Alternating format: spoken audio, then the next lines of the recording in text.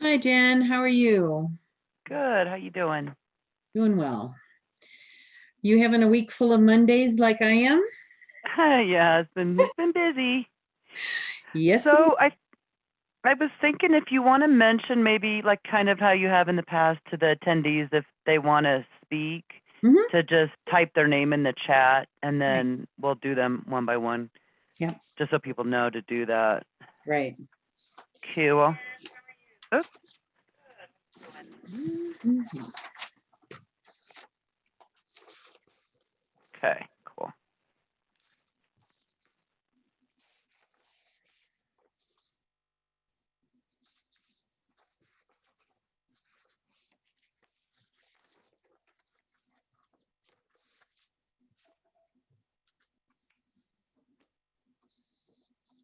And we'll be able to pull up like the maps, the board maps that we sent out. Good. And what else? Any ordinances? Have those ready to go? Good. With the main one, from 2016, and then the two amendments. And did you receive the comment from Pauline Marshall? Yes, I did. Okay. I was also And then, notified that she'd made the comment when I went to pick up my mail at the post office this oh, morning. okay, cool. Mm. And then we received one more public comment, and I think Kent will mention it. We just got it about, I don't know, a little after 4. Okay.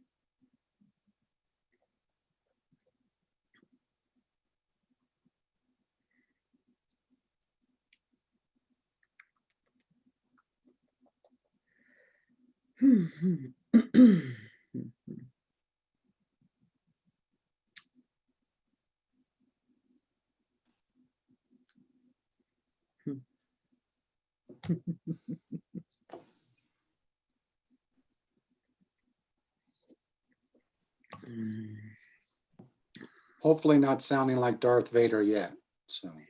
Nope, not yet. We'll keep our fingers crossed.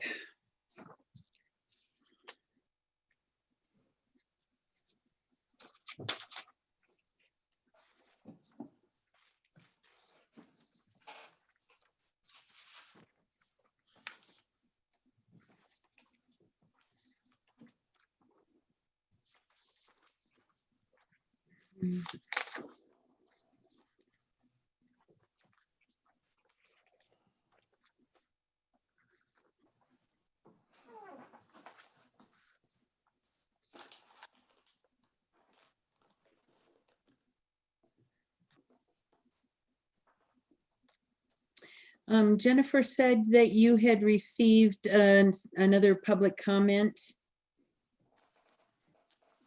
Yes, from Joan Patterson. Jan, And it was more on the side that short-term rentals is a good thing. okay, And comments from people that love the town, and the rental guests are what they've expressed, and that they're minding their own business and taking in as much of what we have every day as they can in the short time they're here, and loving it. And she says, I think we should increase the percentage of STRs in each ward to 8%. Consider publishing the tax revenue and business license revenue derived from our vacation rentals. And require objection to specific incidents of negative actions by vacation renters to be submitted in writing to the Board of Selectmen. And then repeat complaints should cause selectmen to look into the property that's causing the problem and discuss measures for improvement with the property owner. And then life safety inspections should only be once every 3 years, not every single year. okay. So, and then a couple other comments more about general stuff. Okay. Town improvement projects have been fantastic. Fantastic. Now this is Joan Peterson or Jan Peterson? It says Joan Patterson. Patterson. Okay, I'm confusing her with Jan Peterson, who is one of the property owners, Jan and Greg. So, okay, Joan Patterson. Okay. Yeah. And I think our police force is doing a great job holding transient visitors to responsible behavior. I think it's more likely the day visitors causing the problem rather than the short-term rental guests that are keeping them busy. Mm. Can we get numbers on this? So don't know if that's possible or not, but Yeah. Okay. Hmm.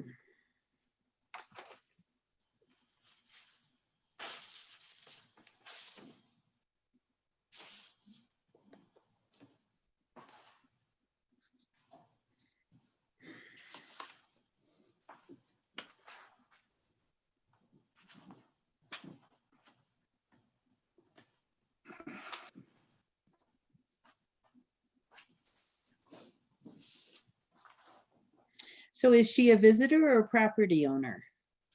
Do we know? just found out that I can't make it to the meeting tonight. And all she says is that the vacation rental guest that she's met encountered on the Creekside path that runs by our house. Okay. So sounds like.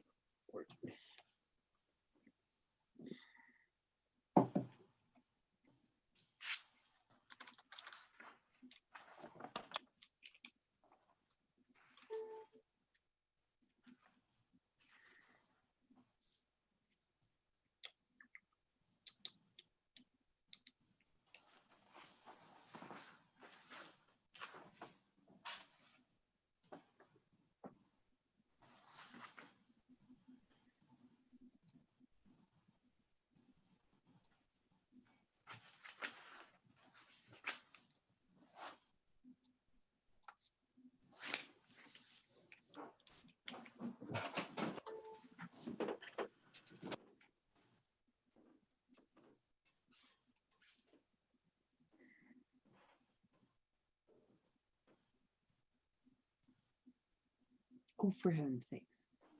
How did you get into?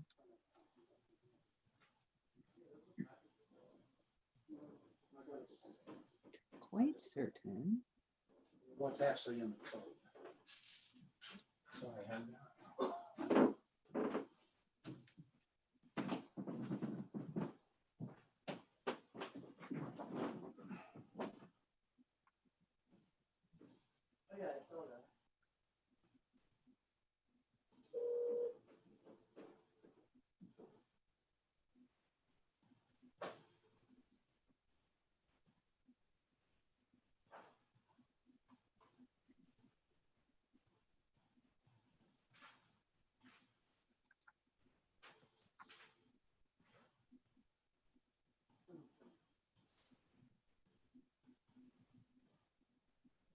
I don't think that's the one. Right. Okay. That's my plan. Hi, everybody. Hey, Oh, me too.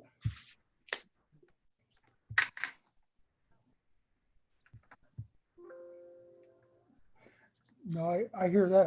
I don't go out at all. I can't really go anywhere. so great. We get to listen to Keith on the phone.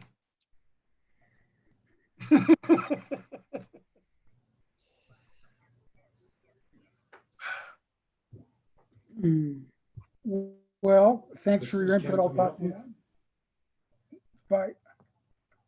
Hey, all right.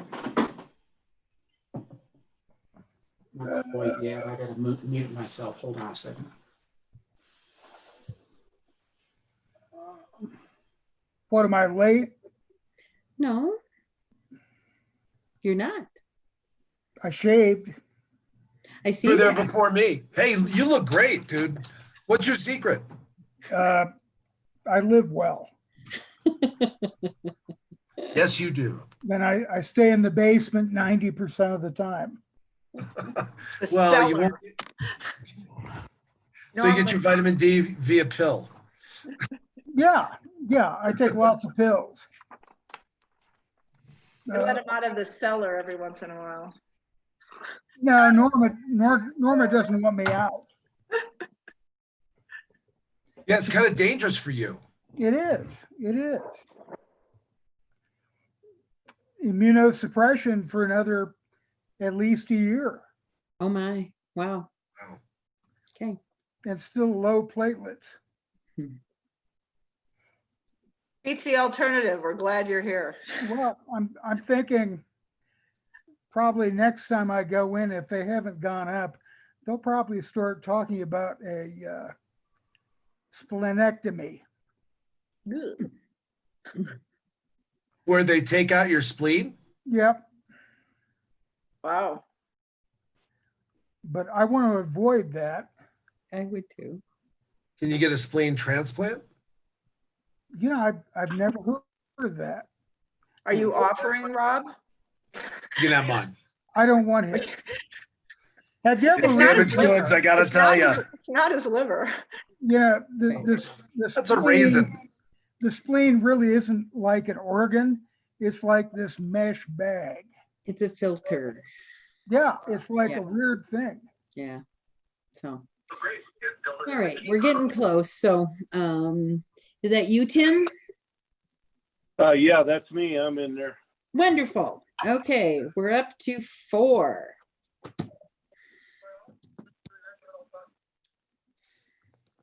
Of course, for a work session, not that it matters, but we don't have to have a quorum, do we? No, we're not taking immediate action. We're collecting data and discussing. Yeah. Yep.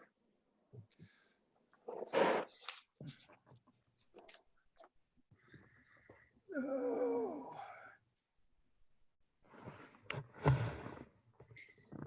So did we hear from Ward 2 at all? Saw Paul about an hour and a half ago. Okay, I've not heard from John, so okay. Paul picked up his stuff. Or There's John Jennings. Since He you're heard us not, talking about him. since you're not. see, we taking said his Ward name 2 3 yet, times, so Yeah. then he showed up. Is that how that Since you're works? no longer in Ward 2 and things have gone to hell. Who's no longer in Ward 2? You, I am still in Ward 2. yeah, but you don't care anymore because you're the police judge. I didn't move. There's a guy in Ward 2 that's operating an illegal car lot. I can't imagine who you mean. God, let me think. I have a big bruise on my forehead where a wrench hit me from working on a car I bought from that individual.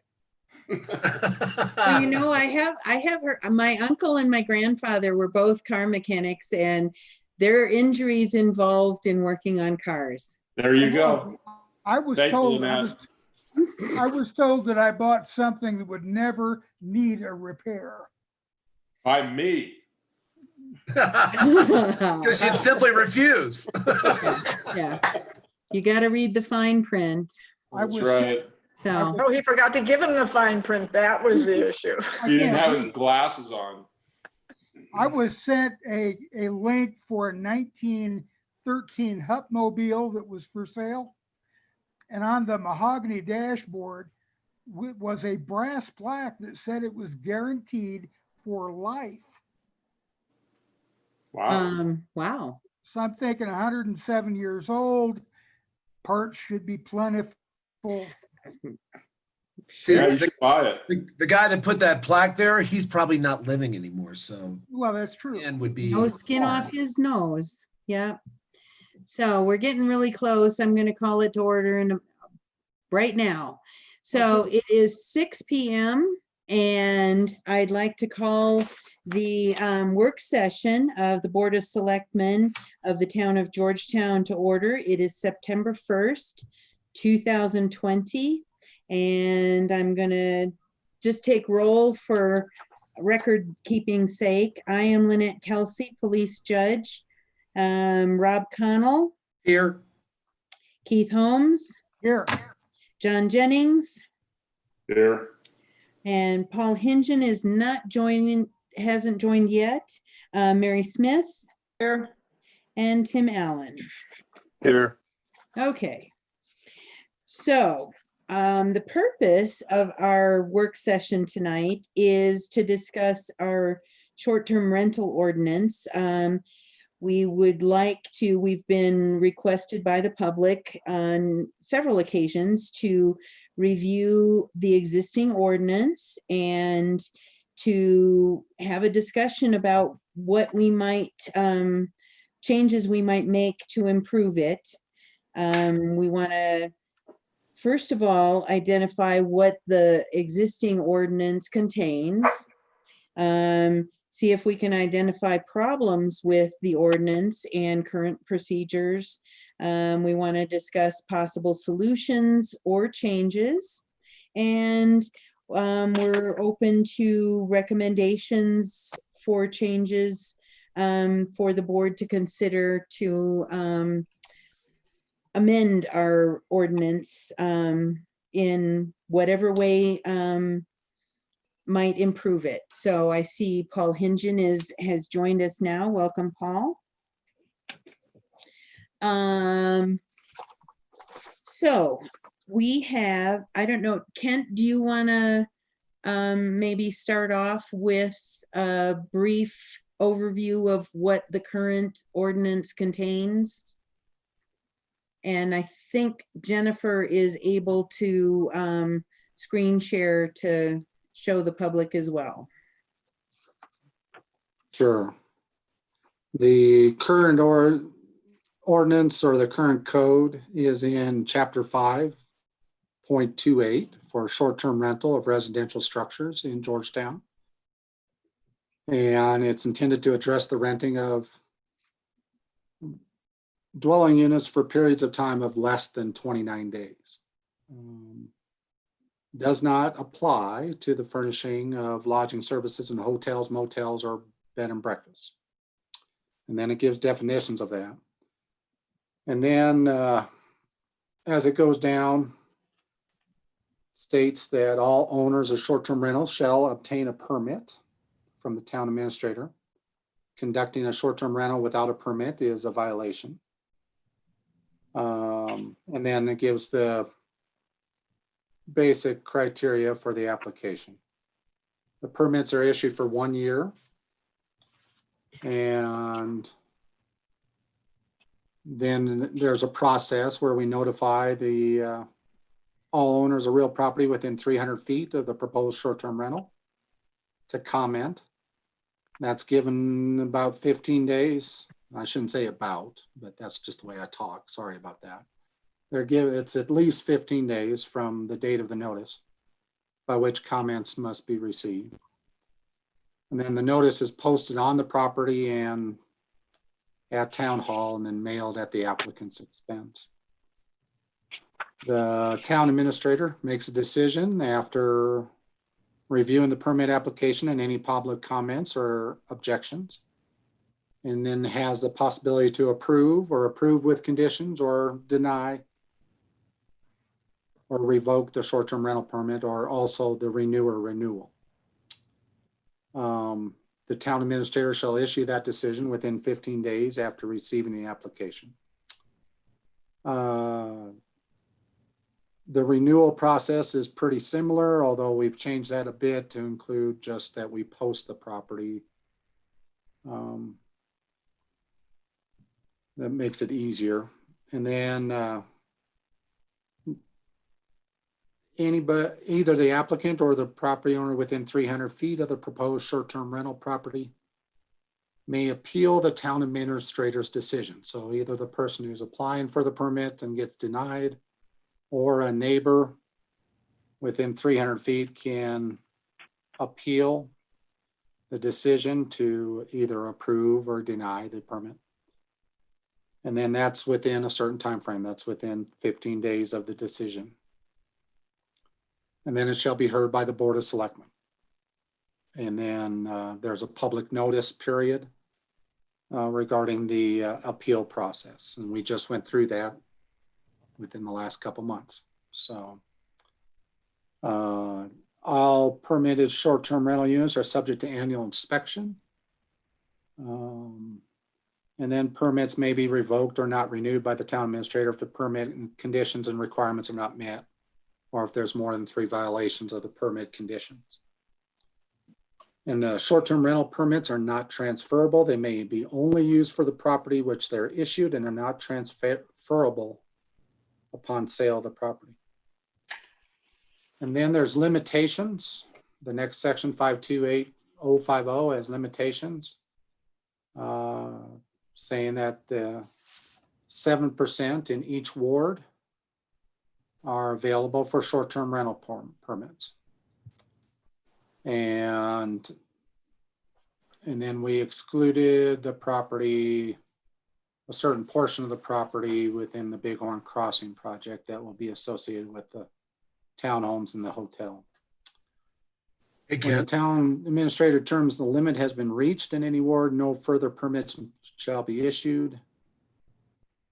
But this does not apply to short-term rental properties that are occupied by the owner year-round. And there's a short listing regarding commercial use of the property, if that's part of the proposed short-term rental use. That's a little bit confusing. I don't think that's been a complaint of any particular use so far, so I won't go into that, because for this discussion, that'll probably just cause more confusion than clarification. But if you want to look at it, it's item C under 528050.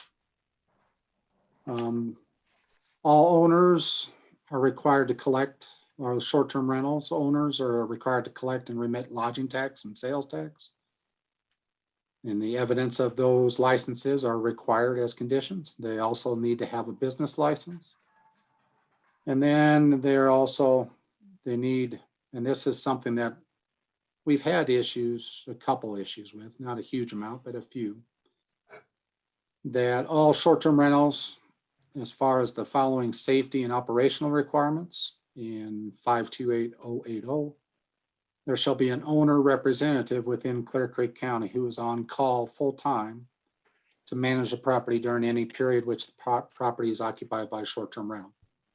We want someone available if there's a problem that we can call and they can come on over and deal with the issue, whether it's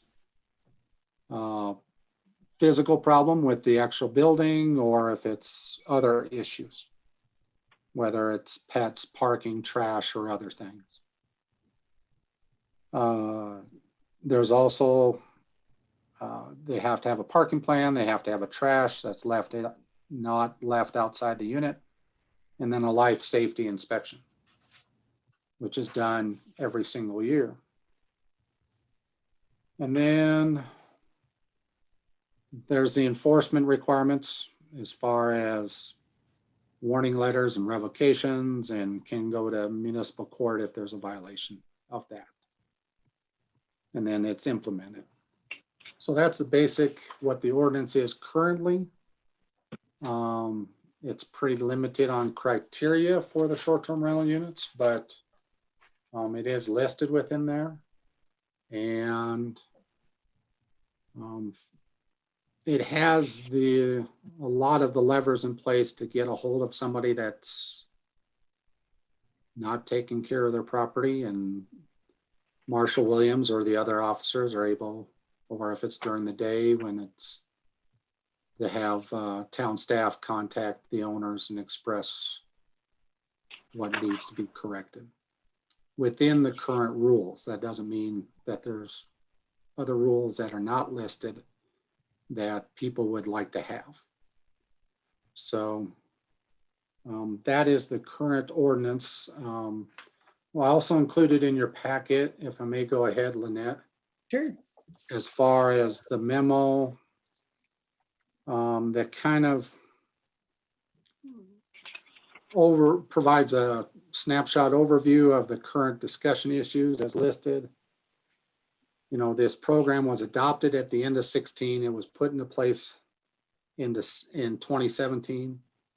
It's been amended twice, once in 2018 and once last year for little issues within the ordinance. The key limitation is no more than 7%, and that's we're currently at, and Jennifer will have to say so, 49 permits, correct? Right. 49. Short-term rental permits throughout the town of Georgetown. And it depends on the ward, depending on the total number within the ward to equal that 49. The waiting list is there's 4 on the waiting list in Ward 1. There's 14 on Ward 3, I think, right now. Right. And there's 2 left in Ward 2. 1 or 2? 3. 3. It changes at various times.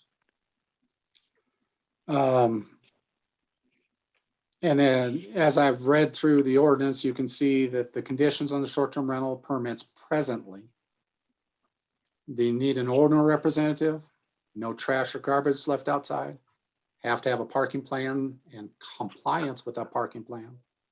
You have to have a life safety inspection, and all that entails, they got to have fire extinguishers, they got to have smoke alarms, they got to have entrance, multiple exits.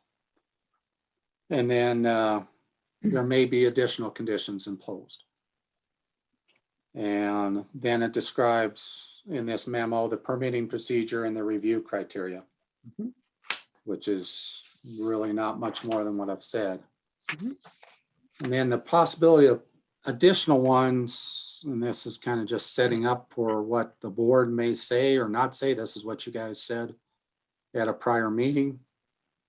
The proximity of the proposed short-term rental to other short-term rental or previously issued short-term rental permits. The potential impact of the short-term rental on the neighborhood. And I think it would be good to define those impacts. Parking, traffic, pedestrian congestion, and safety concerns. The ability of the applicant to comply if there were additional permit conditions put onto it. And then making more specific. It's said here, make more express, but probably make it more intentional that short-term rental permits do not transfer their personal to the applicant. So if they sell the house or the next generation takes over the house, and we've had that happen too, that doesn't transfer from grandpa down to grandson or whatever. And then that the permit is only for the year and to match the statements of the applicant. And any other concerns, and I'm sure there's may have been a couple brought up to you guys at various times, or they may be brought up tonight. And that's what's on the memo. So I'll let you guys take it from there. We also include, I've done one more thing. Go ahead. We did include in the packet a map of the current short-term rentals. I hope that was useful. County's GIS was able to put, and it's in red, and I'm sorry if someone was, I don't know of any of you that were colorblind, but it's in red numbers on the map, and it shows the location of all the current short-term rentals in Ward 1, Ward 2, and Ward 3. And then in Ward 3, there's a couple different complexes, the Silver Queen condos, and then the Clear Creek condos, not the Mountain Creek condos, that have in parentheses next to them. Silver Queen has 6 rentals within their complex, and the Clear Creek condos have 4 within their complex. So that's, now I'll be quiet. Okay, so just to lay a couple of ground rules for anybody in the public that would like to make a statement. I think we should probably limit or try to limit your statements to, concise. How about 5-minute limit, which is pretty typical of public comment. Shorter the better, because you're going to lose your audience if we go too long-winded. The other thing is, if you want to speak, go ahead and type your name in the chat, and Jennifer will be able to promote you as your turn comes up and you can speak. And then after you're done speaking, if everybody would mute themselves when you're not the speaker that's being heard at the time. So any other ground rules? I think that'll do for tonight anyway. We did get a couple of emails that made suggestions. We got one from Tom Elliott and one from Pauline Marshall. Kent received an email from a woman named Joan Patterson, and she was, we haven't distributed that. It came in late today, so I think Kent can touch on the important points in the email. And did you say there was one more? I just got a phone call 5 minutes before we started of someone who wasn't going to be able to make it and had some additional comments as well. Okay, so we're gonna let you bring those forward. Why don't we do that right now? Are you? He's finding his note. Okay. We can bring him in later. So how about Jennifer, do you want to bring on the first speaker that would like to make a comment? Okay, and that's going to be Tom Elliott. Let Okay. me get him ready. Okay, Tom, you're coming up. You'll just have to unmute yourself.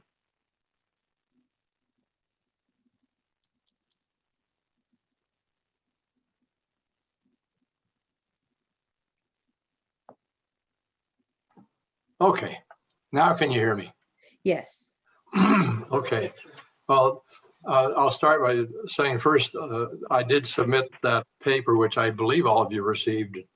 It starts with problems which I see with current short-term rental ordinance. That whole page is not what I think are problems. I've got some suggestions that are 2/3 of that page. I'll just go over the highlights. That the first thing I'd like to state is the $120 fee, which is required at this time for anyone who files an objection or a comment to an application, one of those property owners within 300 feet. I really think that's excessive. I've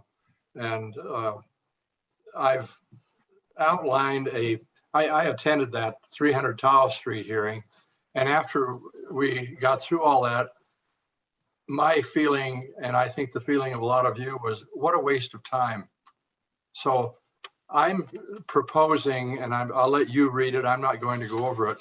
I'm suggesting a way to alleviate the appeals going straight to the town board by having a step in the middle moderated by Kent Brown, where the neighbors can appear and just have a discussion. Wouldn't be on the record, it wouldn't be a formal hearing, it'd just be a meeting. But and specifically, and I was going to ask Jerry Dahl to take a look at this, but I guess he's not there tonight. chapter 5.28.040, subsections C and D, there's a conflict because subsection D requires the town administrator to make a decision within 15 days after receiving a complete application. Well, that's overlapping the same 15 days that property owners have to file an appeal. So I think you need to change that.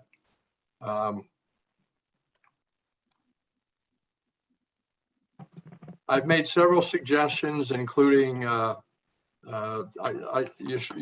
need to look at the overall value of short-term rentals in the town. I think a lot of the townspeople, myself included, we'd like to know how much income the town receives and how many complaints have been filed and how many have been rejected. I can tell you that there's a procedure where they can be charged into the municipal court, but in the 3 years, the municipal court has not had any filings. So I hope you take a look at my suggestion. I'm about that specific meeting that would precede any appeal. So now I'll be quiet and I'm going to listen. Thank you. Thank you, Tom. So, who would be next, Jennifer? Okay, we are going to have Wally Wirt.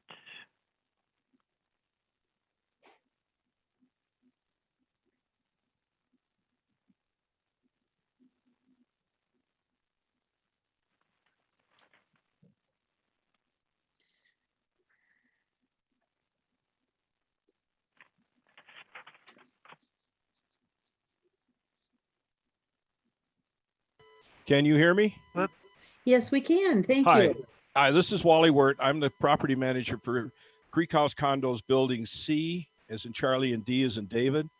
I took over last fall, and our CC&Rs specifically prohibit, in unequivocal language, no rentals of less than 30 days. And I assure you, had I been property manager when those applications were filed, I would have objected based on our CC&Rs, which the owners signed when they bought the property.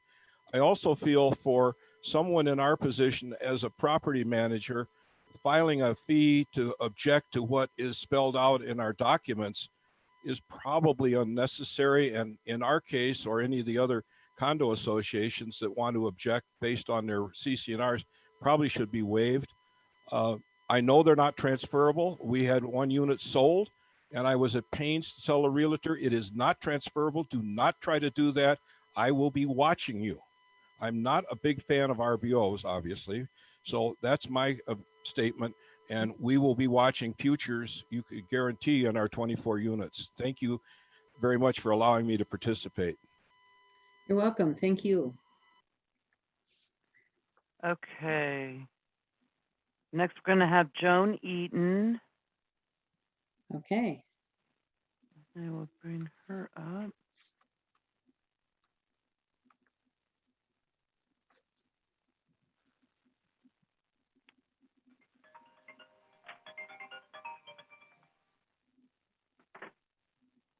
Let's see, I'm trying to find her on here. She might, don't see her. Joan, if you can hear us, I don't know if you're under a different name or maybe a telephone number, but I don't see you in the attendee list. So let's go ahead and go to Gary Wilkins, and Okay. he may have a phone number as well.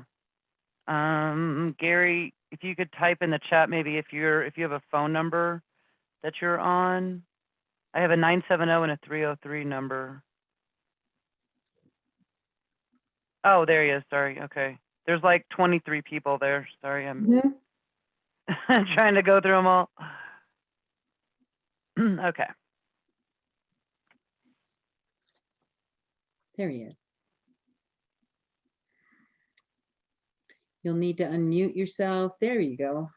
You can hear me then? Yes, thank you, Gary. I apologize. I'm not very tech literate, so all of this is a bit confusing, but it seems like we've got it, right?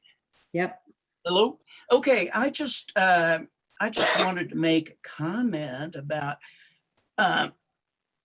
we seem to have, I think probably 4 VRBOs, short-term rentals, in my neighborhood. They seem to, there's the one at 300 house. We have the Grafton Rogers house up there, and there's on 10, I've forgotten the address, 10 something Rose Street, which is up Rose Street Extension. And Dave Terry's place, which I believe is on 3rd. But they seem to be pretty concentrated down here. And I know what we have 7 per ward. 7%. And Ann is talking in the background. So I hear her, yes. can you?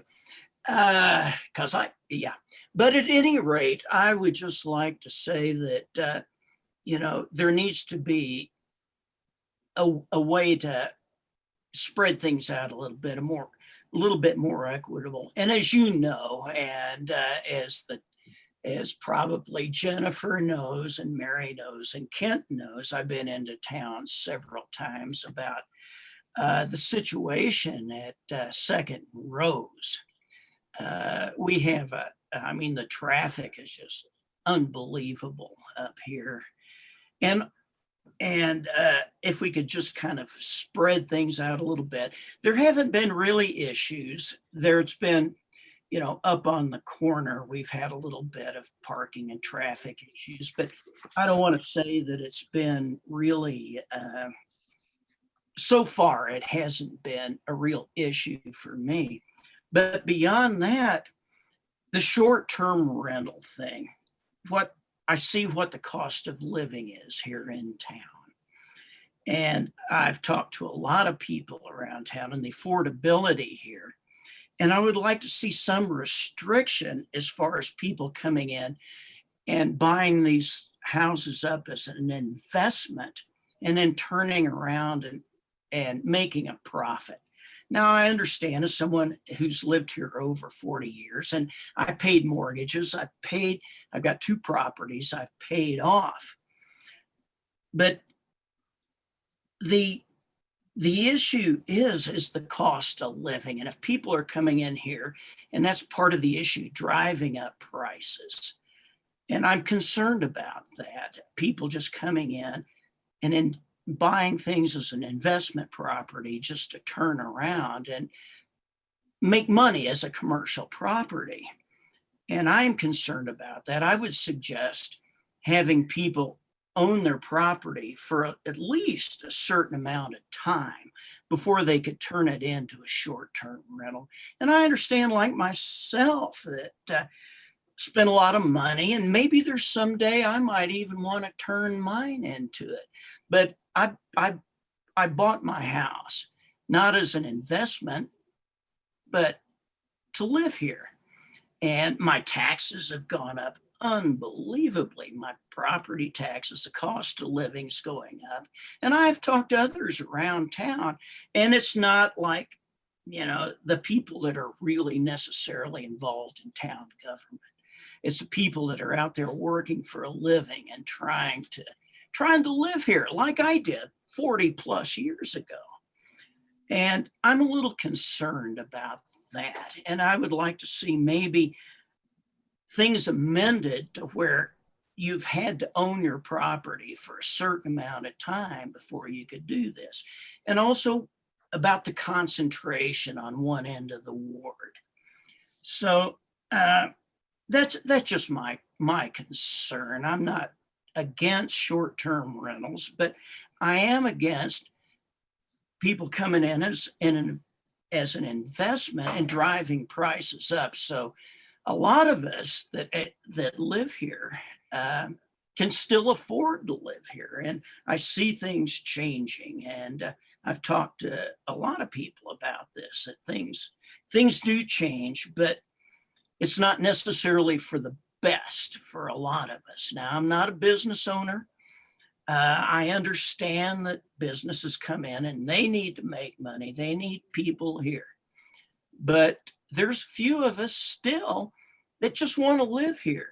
And so I'm concerned about that. And also, again, the concentration down on an end of town here that is already kind of, I mean, Guanella Pass Road is just getting to be ridiculous. And I see Randy there and he understands what's going on. So, and that's all I had to say, really. I'm not against any of this, but, and one more thing, the appeal process. If there's an issue, I've forgotten what the price is. If you want to file an appeal, as far as a renewal goes, I mean, geez, it was $150 or something like that. Gary, it's actually $120. Okay. Okay. Okay, well, that's in the ballpark, but still. I just wanted to have an accurate figure to Yes. carry forward. Yeah. I'm, thank you. Mhm. But, and that's, for now, that's basically all I wanted to say. But Okay. thank you for doing this, and I appreciate. Few of these folks here I haven't seen in quite a while, so it's good to see you all. All right. Thanks, Gary. All right, thank you. Uh-huh. All right. And who do we have next? Now we have Joan Eaton, who's Okay. under Douglas Martin's tag there. Hi, hi, am I on? Yes. Yeah. Thank you, Joan. Great. Yeah, sorry, I'm on Doug's computer tonight, so I'm Doug's tonight. And of course, going this late in the meeting, everybody has covered some excellent points. I want to thank Tom for all of his diligence. Gary and Wally both made excellent points, and I agree with everything everyone has said so far. Wally kind of touched on my main issue about people not buying a property and immediately turning it into a rental. I would like to see that they have to own the property for a length of time before that they can make an application for that, because what we need here is families and people that live here, not a whole bunch of vacation rentals. And also, I do feel, I've looked over the map, which mine has no roads on it. There's just sort of random numbers and things, so it's a little hard to read, but I get the gist of it.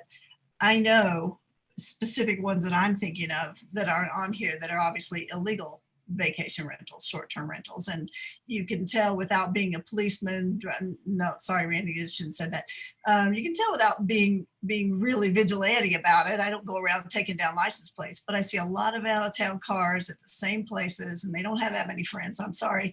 So this is going on where it's under the radar. So there's more than we think there are. And everybody else has kind of covered my salient points that I think I had, so I won't belabor it and go on, but thank you very much. Thank you, Joan. Sure. Okay, next we're going to have Virginia Crowfoot. Hi. Well, first, I want to thank you for sending out an email to allow us to participate in this meeting. Really appreciate it.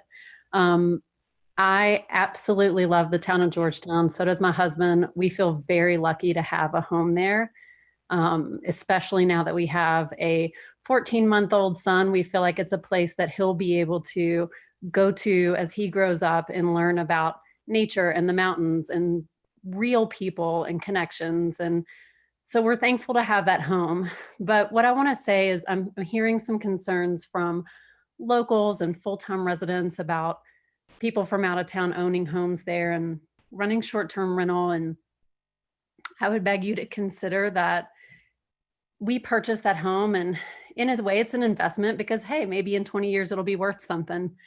But we have spent far more money on investing in that home than we will recoup probably ever through short-term rental. We've invested probably $35,000 in that home. We spent about $25,000 just replacing the dilapidated siding on the building. And as we're gaining money from short-term rental, we're investing it back in the home. We've got somebody coming to fix all of the chimneys so that they're solidified and won't fall down. And we really believe in investing in that home and in that town. So being able to do the short-term rental gives us the money that we need to be able to invest in the property. And we intend to continue to do that. We want to invest in the yard. We want to continue to beautify it and make it a beautiful place. We believe that the renters we've rented to so far have been great. We constantly ask our full-time neighbor there how things are going, if there's any issues with him. He said not only are they so great, one of our renters helped him move a furnace into, or a fireplace into his house. So hopefully the short-term rentals are good, and we come there as much as possible as we can with a 14-year-old. The only feedback that I would have, and I would implore you to consider, would to be more equitable audit procedures. We live outside of Denver full time. When I lived in Denver, I had posted my home to Airbnb and thought that I had it just posted a listing, but I didn't make it active. Like I didn't actually want to rent it. I just wanted to get the posting ready in case we ever wanted to rent our house in Denver. And in no time, I got a notification from the city that said, you have a listing posted in the city of Denver under short-term rental without an appropriate, I guess, code. I guess they have an authorization code for each house, and you have to list that on the short-term rental listing. And if you don't have that code and it's not active, then you get fined. And I think it was like a $500 fine up front. And I had like 2 weeks to take the listing down, which was easy. I just got on Airbnb and figured out what I did wrong, and I took the listing down and made it inactive. But I frankly was impressed that if there are strict rules in place that everyone is supposed to adhere to, that there's also audit procedures in place to make sure that everyone is being treated equally. And I noticed that there were lots of rentals on Airbnb in Georgetown that had reviews from the COVID period.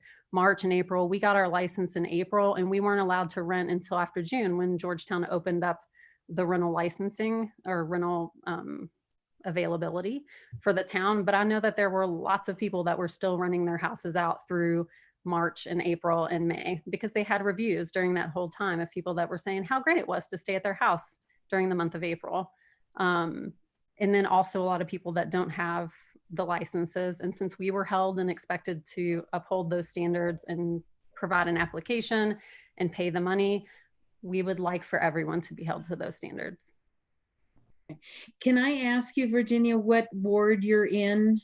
I'm right behind Town Hall, Dave Tilley's old house. Oh, Ward 1 then. Okay, great. Okay. All right. Thank you, Virginia. Okay, thanks for listening. You bet. And looks like we have Jim Blugerman up next. Welcome, Jim. Hi, can everybody hear me? Yes. Okay, great. Thank you very much. I've got two concerns that actually haven't been addressed so far. One is noise and one is water rates. And the house above us is a 4-bedroom house that's been reconfigured to sleep 12. It's basically a party house. And unfortunately, many of the people up there have very little respect for this being in a residential area and no understanding at all of how sound carries in the mountains. I think that you need to put in a limit on occupancy of 2 people per bedroom, since one of the bedrooms of that house has been reconfigured to sleep 6. I also think that there needs to be some stricter enforcement of the noise complaints. Joan Eaton, I think, was good, and the last speaker was very good. I also think that the black market, so to speak, needs to be addressed in this town and needs to have more enforcement of people who are renting out their houses. I know that it takes staff time to do that, to go research Airbnb and VRBO and all of those, but I think that's something that needs to be done. I also have a problem with water rates. If you have a business license in this town, you're paying a commercial rate. And the VRBOs do not pay a commercial rate. And I think that's very unfair. There are several legitimate businesses downtown that may have a toilet or just simply a sink in their business, and they get whacked the commercial rate. I don't see why anyone who has a business license for a VRBO should not be charged that as well. Even the churches pay commercial rate, and they're only open 4 days a month. So I think that needs to be addressed as well. And with that, I say thank you very much and appreciate the time. Thank you, Jim. Okay, looks like Nancy Hale is next. Can you hear me? Yes, Nancy, thank you. Great. Well, I have to say that I definitely concur with owning for a length of time. I concur with Virginia on COVID restrictions and Jim Blugerman on the commercial. But the one thing I haven't heard is what is the view of the selectmen, the police department? What is the view for where we want to be in 20 years? Do we want to be a really commercial suburb of Denver, or do we want to still be a community? I think that, frankly, not because I wanted to, I kind of followed this guy around all over Colorado, from Telluride to Salida to Granby to Capitol Hill in Denver, and then to Georgetown. And Georgetown is an outlier. I cannot believe this town still exists. I cannot believe people from the mining community, their families are still here, as well as people that came from the 60s and 70s. Most communities they've already gone. And the one town that I thought was really brave was, and I get it, that they have a lot of money, was Telluride. They said the downtown core must remain the same. You can build out and go from area.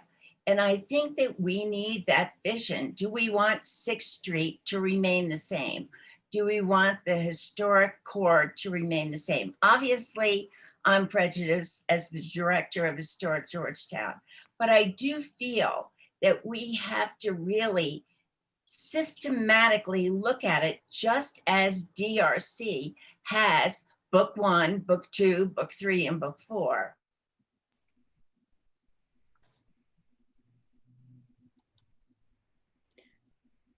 Oops, did we lose her? Yeah, I we may have lost her very quick, suddenly. Let me see if this is her.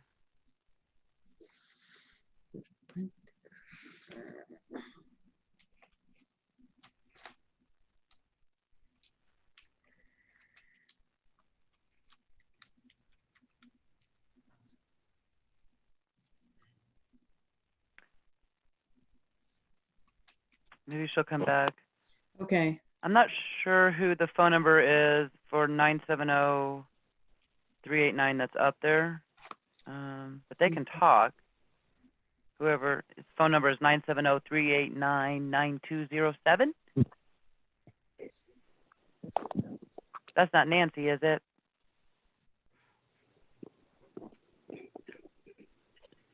Hello? Hello? Do you wish to leave a comment? And if so, if you could state your name. And if not, that's okay too. I may have just accidentally got you up there.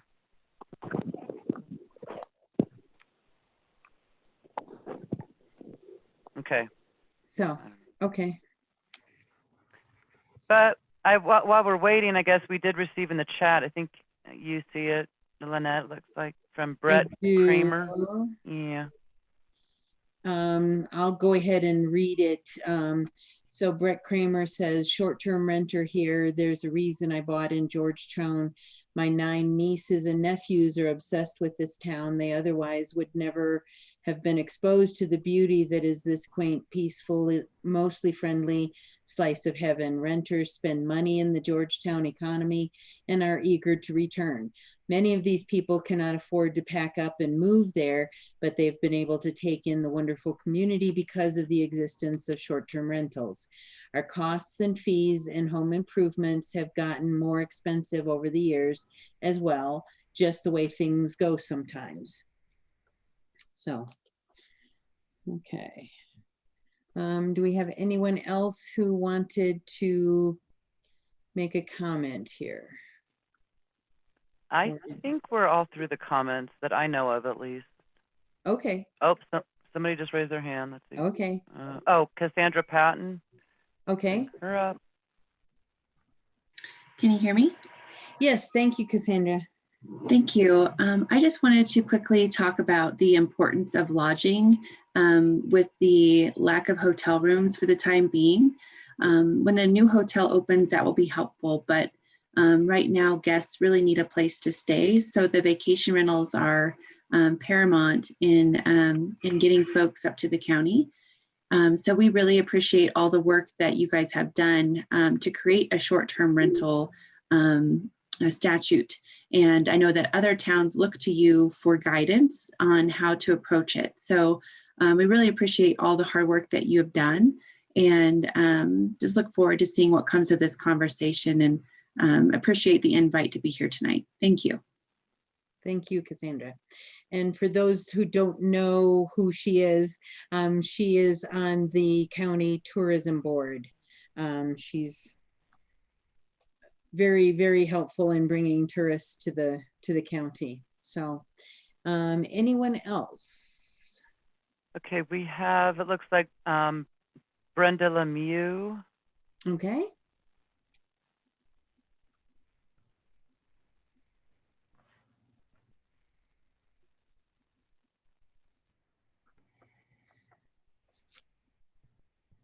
Hello, Brenda.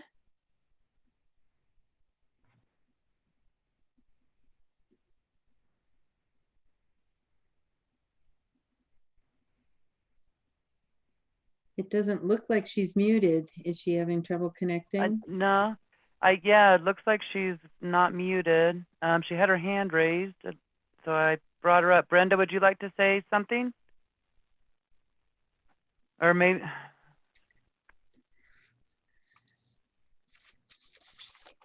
if you do, you can, we can't hear you, so maybe type a message in the chat.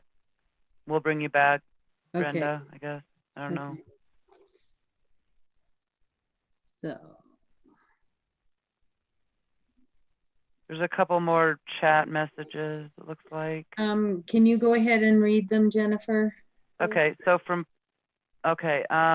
Mitchell Remba, he recommends a TAT, which is a transient accommodation tax, like in Hawaii.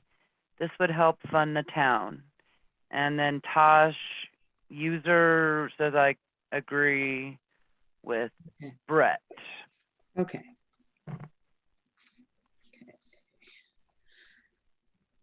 All right. So Lynette, this is Randy. Yes, Randy. I guess I was going to wait until everybody spoke and see if anybody had any questions specifically, but I did take notes about all the comments and could probably share a lot of it about the enforcement. I was certainly here for when we enacted it.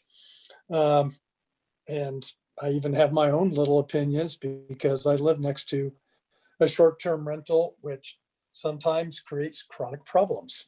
And I'm somewhat not comfortable with having to spend a fee to challenge a renewal when I don't see it's going to take, and it might create some limitations or some rules, but chances are that short-term rental would continue to be permitted, which I understand, but to be able to address it without having to spend the fee to challenge a renewal would be a good thing. Okay. As far as Tom Elliott said, there have been no prosecutions. Kent can attest that when we do come up with people that are clearly in violation, And per our ordinance, the first step is for the town administrator to write a letter to him, and he's written more than a few. For the most part, they've all been responded to appropriately. Or a few of them have already gone on over the years and obtained an actual permit, and others might be or might not be complying. It's difficult for us to be able to tell entirely. We have that if they rent for more than 30 days, then they aren't required to have a permit. We have a lot of people that like to play a game with that, where they advertise it for 30-day minimum rental with a generous refund policy. So that's basically saying we will adjust to what you want. We're trying to keep an eye on these and try to address that. It's a handful. It's more manpower than we have, counting all of the town office staff to be able to keep up with it. The other municipalities and such, like Denver, they actually have a service they hire to keep up on it and to review all of the short-term rental businesses and find them and in town. It could be done even if we just hired somebody individually with some skills. I've seen a lot of assistants show up with that, but we really don't have that within our town staff. Beyond that, I think citizen participation to enforce it. Everybody always tells me way down the block, oh yeah, well, I have a neighbor. Well, I don't really want trouble with them. So nobody wants to say anything about the ones who are doing it illegally or without their permits. So mostly it's just luck of the draw if we have a reason to contact them, which we're very aware of when we have noise complaints and such as that. But just as a regular contact, I usually will ask, so how long are you here for? A lot of people have been coached to say, oh, we're here for a month. And then I see their car gone in a couple of days. But trying to prove it to the point that we have to, or are able to take it to our court, is usually a bigger hurdle. So unless somebody has any problems, I think everybody made good points. Not entirely against short-term rentals. People have to pay for these properties. I think we have to make them much more accountable and keep up with the rules we have in place. Okay. Thank you, Randy. Who's next, Jennifer? Okay, so Brenda Lemieux could not get her microphone Okay. working, so she typed a message in the chat, which is let me get to it. That Okay. basically she was saying that she is a short-term rental property owner, and that she thinks that her renters bring a lot to the local economy. They shop local. She only rents her house out part-time in order to afford renovations on the property. Okay. And let's see what else. And then Mitchell Remba says there is also a very steep fine, $5,000 for illegal short-term rentals after the first warning. This has ended most of the illegal rentals. I don't know. Okay. That's all I see. Okay. I'm seeing some others. Oh, in Hawaii. That's in Hawaii. Correct. Correct. So, there's a comment here from Tosh Muser that says, I concur with Brett. It's our intention to keep this home for many years and to continue the short-term rental part of our ownership. We spend many days a year here and a lot of money as well. While we don't count on in the census, we certainly do count in the taxes we pay on the property and the taxes collected and paid by our guests. And then Brenda gave us a second comment that said, I'd love to have access to a network of local service providers such as plumbers, house cleaners, etc., to support local workers. And Mitchell Rembus says the TAT on Oahu is about 10%. And this is in addition to a 4.5% general excise tax that must be imposed there. Okay, so okay. So any other people who want to comment, could they please let Jennifer know so she can promote you?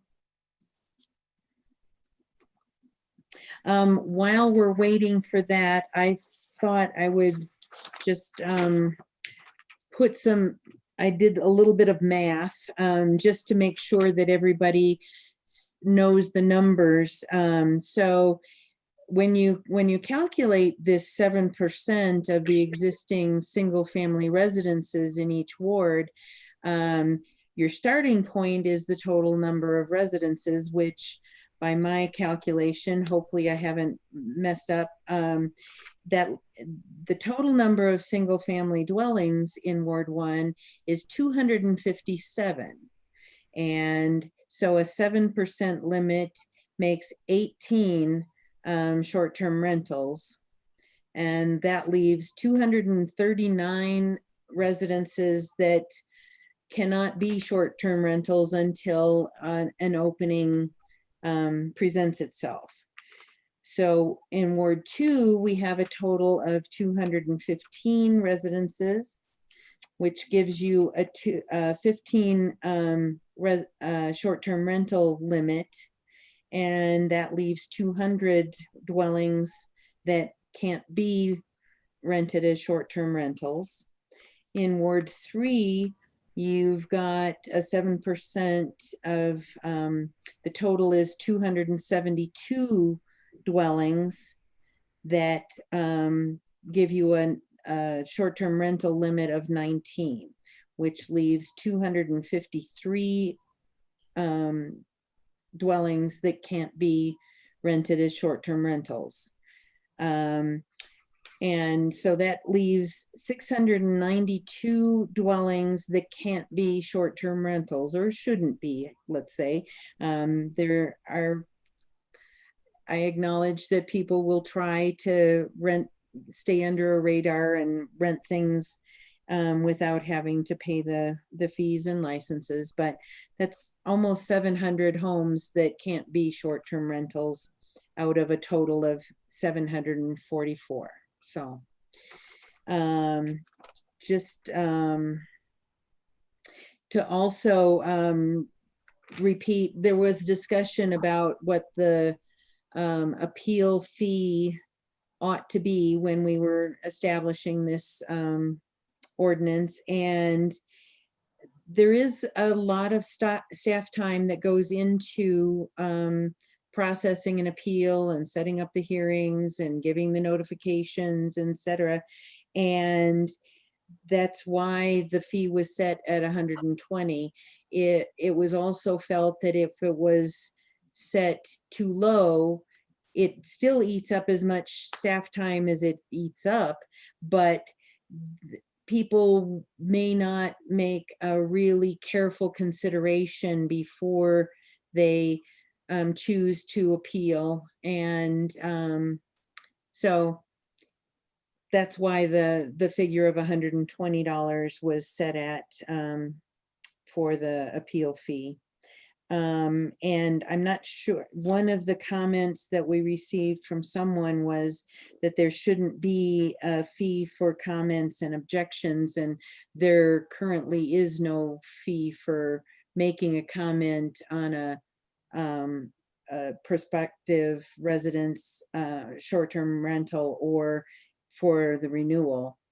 We take all comments and objections and take them into consideration. So There was also a suggestion that we do a lodging fee.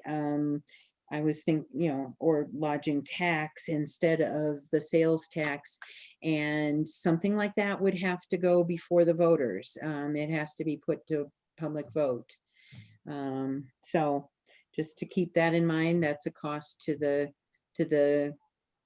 municipality anytime you put a ballot measure on public vote. So do we have anybody? Oh, Nancy Hale is back. Good. It's my own fault because I plugged in my coffee pot and my power went off. So it's my own fault.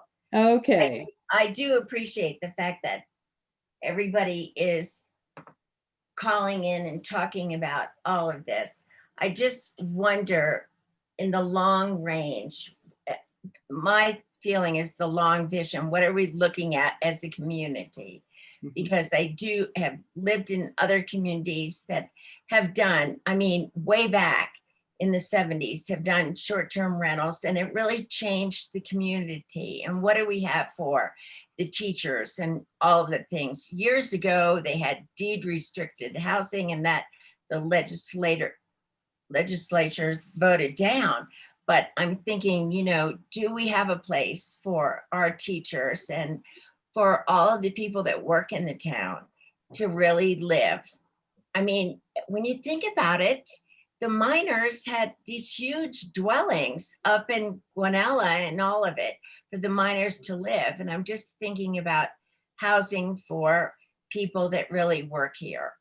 I have no answer, but I just think that we should be looking at that as a plan. Thank you. Okay. Thanks for rejoining us, Nancy. Thank you. And completing your thoughts. Yes, I am. And I've got a couple. Okay. Anyone else, Jennifer? We have, I didn't mean to cut Nancy off. I'm so sorry, Nancy. And we also have Danae Muir.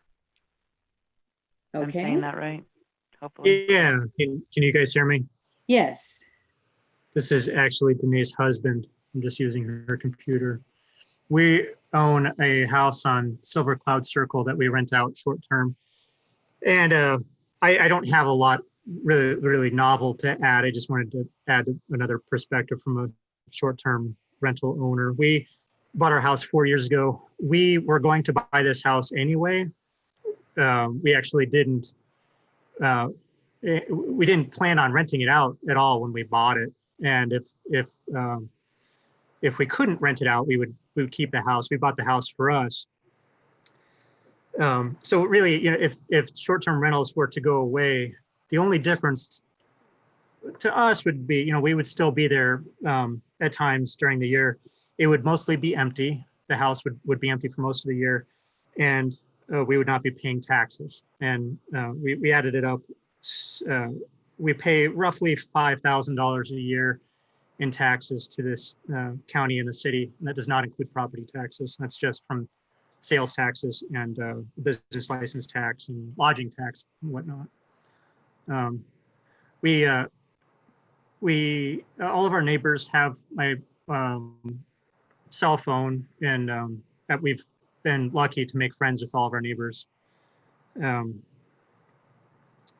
The most important thing to me, this is going to sound odd though, the thing that I've enjoyed about Georgetown the most, I grew up in Clear Creek County, and I've long wanted to live in Georgetown, not Idaho Springs. For some reason, Idaho Springs has never had an appeal to me, but Georgetown always did. I came up here as a little kid.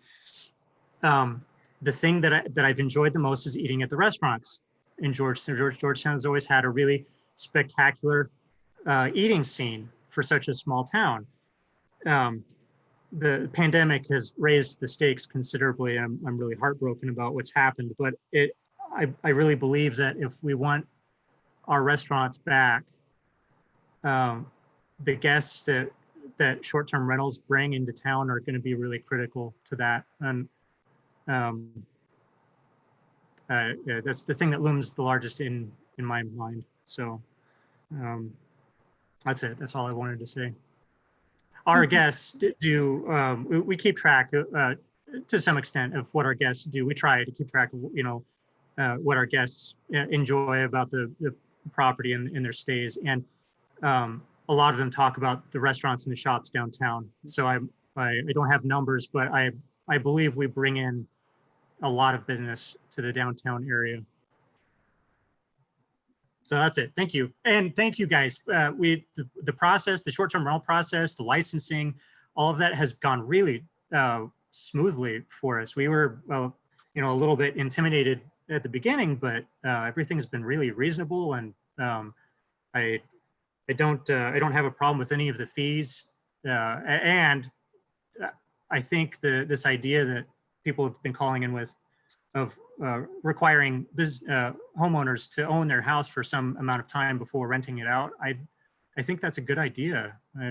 We would have gone that route ourselves. So I think that makes sense. Thank you. I'll stop. Right. Thank you so much. So is that all, Jennifer? I don't see anybody else. I don't see anybody else either. Okay. Oh, Virginia just raised her hand. Okay. Gonna get her up. Virginia. Hey, Lynette, when you were going through the statistics on Yes. rentals, that brought up a question for me.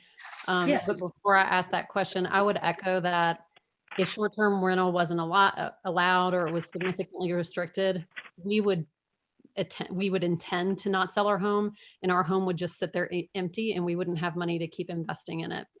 Like, there are things that we need to do to keep it a healthy home for generations to come, whether it's us that own it or other people. And we wouldn't have the money to do that if we weren't able to do short-term rental. But the thing that brought up for me was a question around the new development. It seems like there are lots of available short-term rentals in that development, and quite a few of them were running during the pandemic. What is the,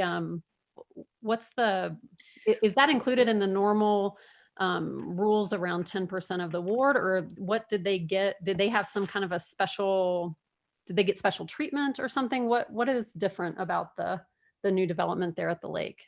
Okay, so the Bighorn Crossing development has townhomes that are that were designated to be hospitality units, and they are connected with and operated by the hotel management.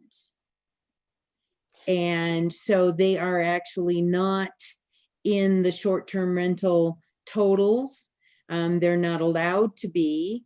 There were a certain number of those townhomes that were needed by the hotel to be sort of additional rooms and rentals. They're called hospitality units.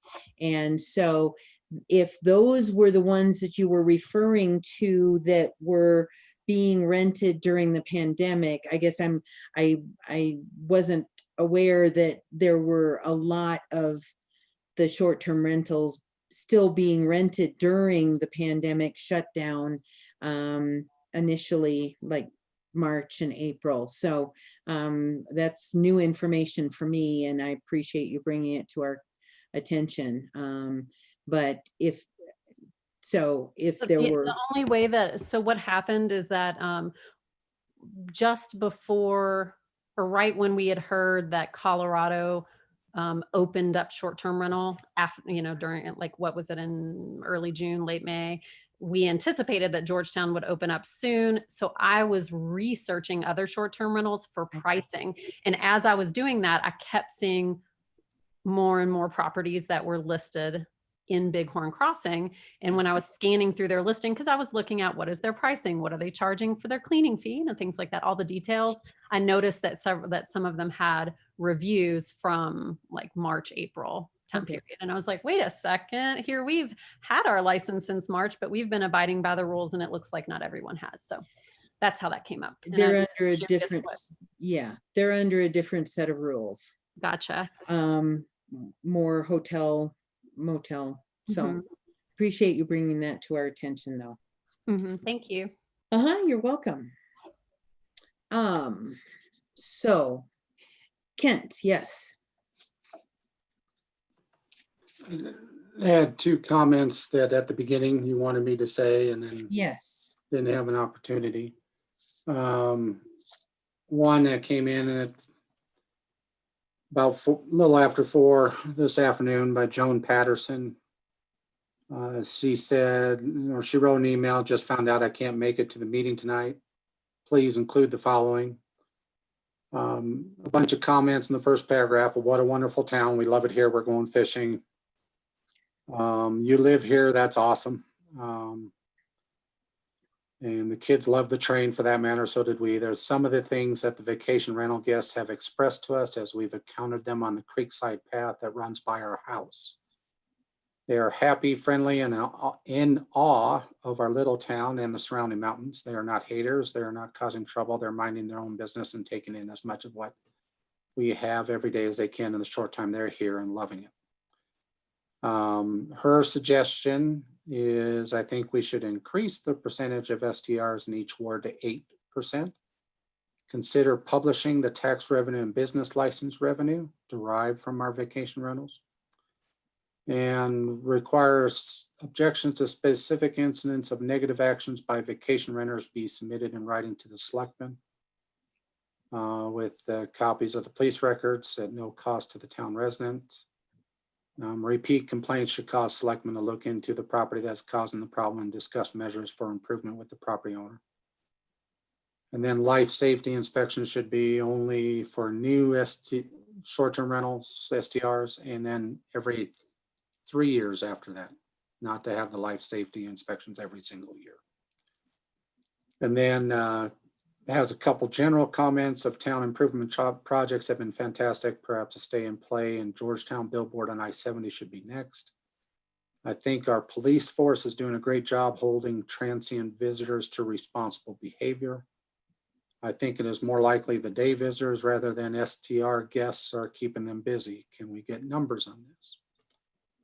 And I think locals should pick up their dogs' waste as well as the visitors, but that's more a general comment. So, and then the second person comment, received a call from Lisa Gooch about 5 minutes before the meeting. Complaint that the short-term rental owner near them about illegal fireworks, partying, overcrowding on the one that's on Griffith, that's near where she is, and thinks we need to limit it even further regarding short-term rentals. And that was Lisa Gooch comment. All right. So, Okay. and Polly Marshall had, you guys received that email, correct? Yes. From Paul? Yes. So, All right.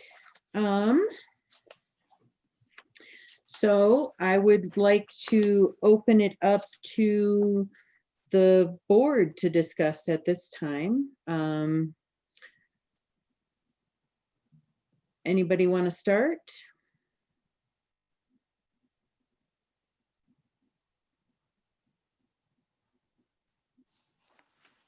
May I? Oh, Okay. Go ahead. Go ahead, Rob. Well,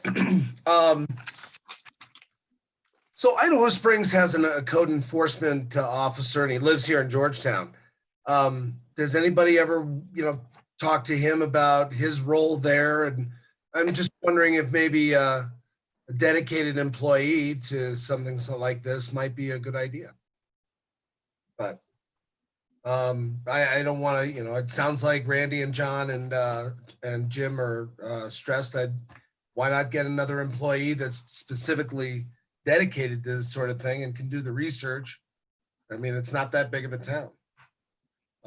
Also, it's like, if you've got, it's a little Gladys Kravitz, but I mean, you could have your neighbors, give them a gift card if they turn in somebody who's a violator or something like that.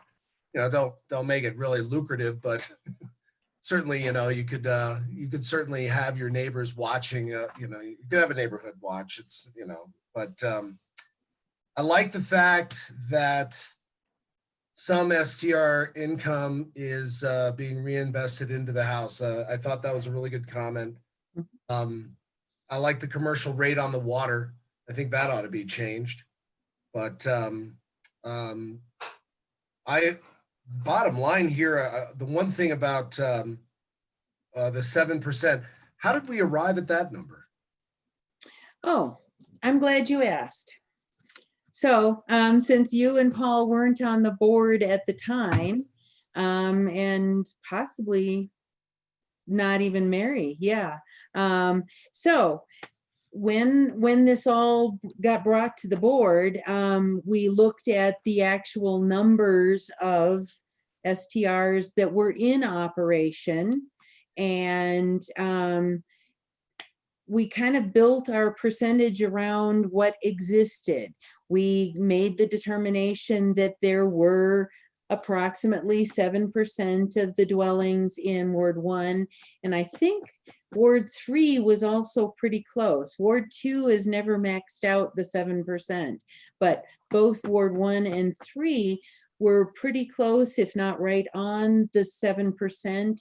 And so because we didn't want it to keep growing and growing and growing. And as many people have mentioned, it can have a changing effect on the sense of community, because you don't have people long-term in any given property, that it should be probably for the time being set at that level that it already was at, and people could be on a waiting list. And there has been some turnover in both Ward 1 and Ward 3. There's been turnover in Ward 2 as well. Some have left and some added on, never have reached the limit that I'm aware of. So that's how we arrived at the 7%. Well, thanks. That's helpful. I was just going to say that, I noticed in my ward, and I certainly don't want to be a nosy selectman and comment on wards that I'm not involved in. However, I noticed there are 2 areas of congestion in my ward. And I was going to recommend, it would be my contention that we ought to probably reduce the percentage. But, again, where to arrive, I don't know. But I thought that would satisfy a lot of the constituencies' concerns over the fact that you've got some short-term rentals that are across the street from each other. Mm-hmm. But, the frequency with which they are rented, like the case with Shane, he doesn't even plan on using it. But there are, he's probably more the exception rather than the rule. And so you just gotta, I wonder if we're a small enough town that we can take it on a case-by-case basis, so that we might be able to ferret out any concerns ahead of time. Okay. Again, a code enforcement officer duty, you know what I mean? Right, but that would end up having to be dealt with during budget and figuring out personnel costs and such. So, but the one thing I wanted to say is, bottom line, if they want to play, they're going to pay. And what I mean by that is, this could be a moneymaker. I just don't want to miss the boat on that. Okay.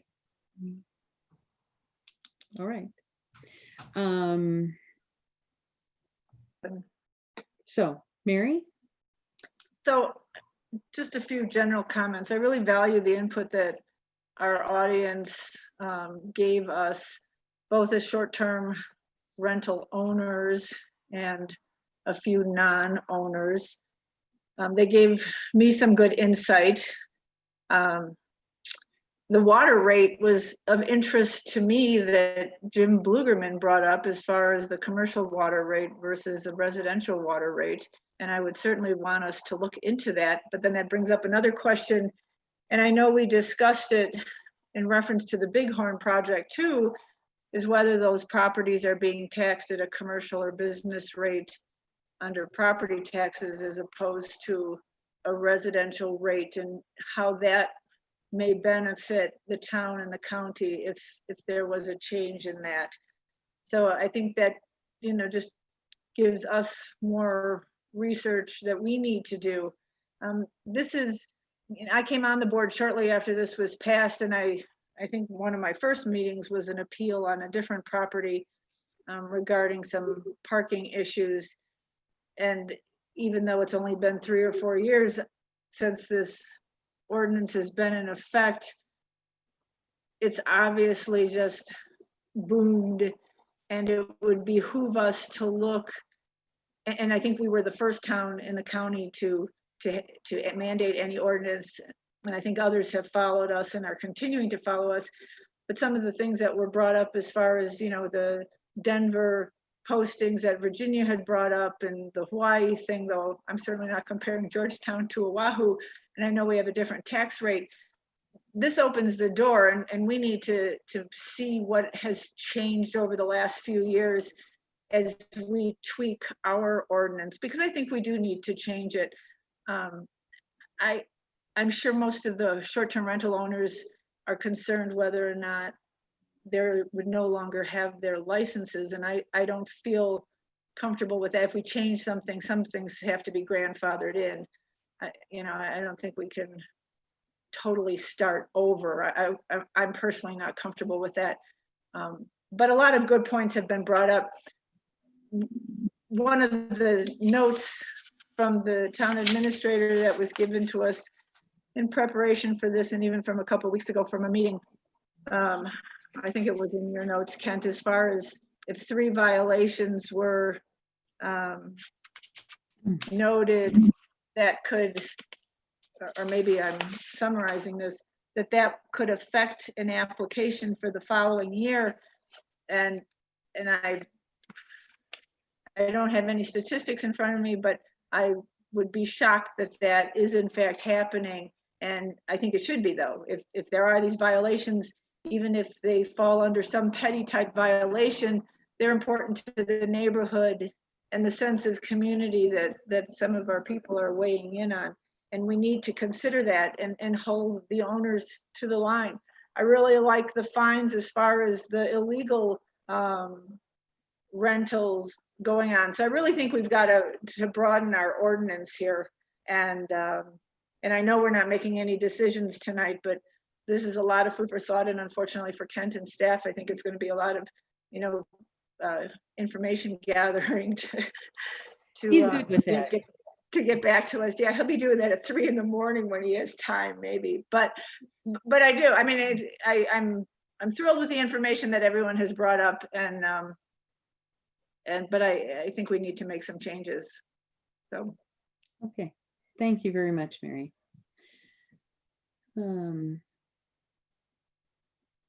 Anyone else?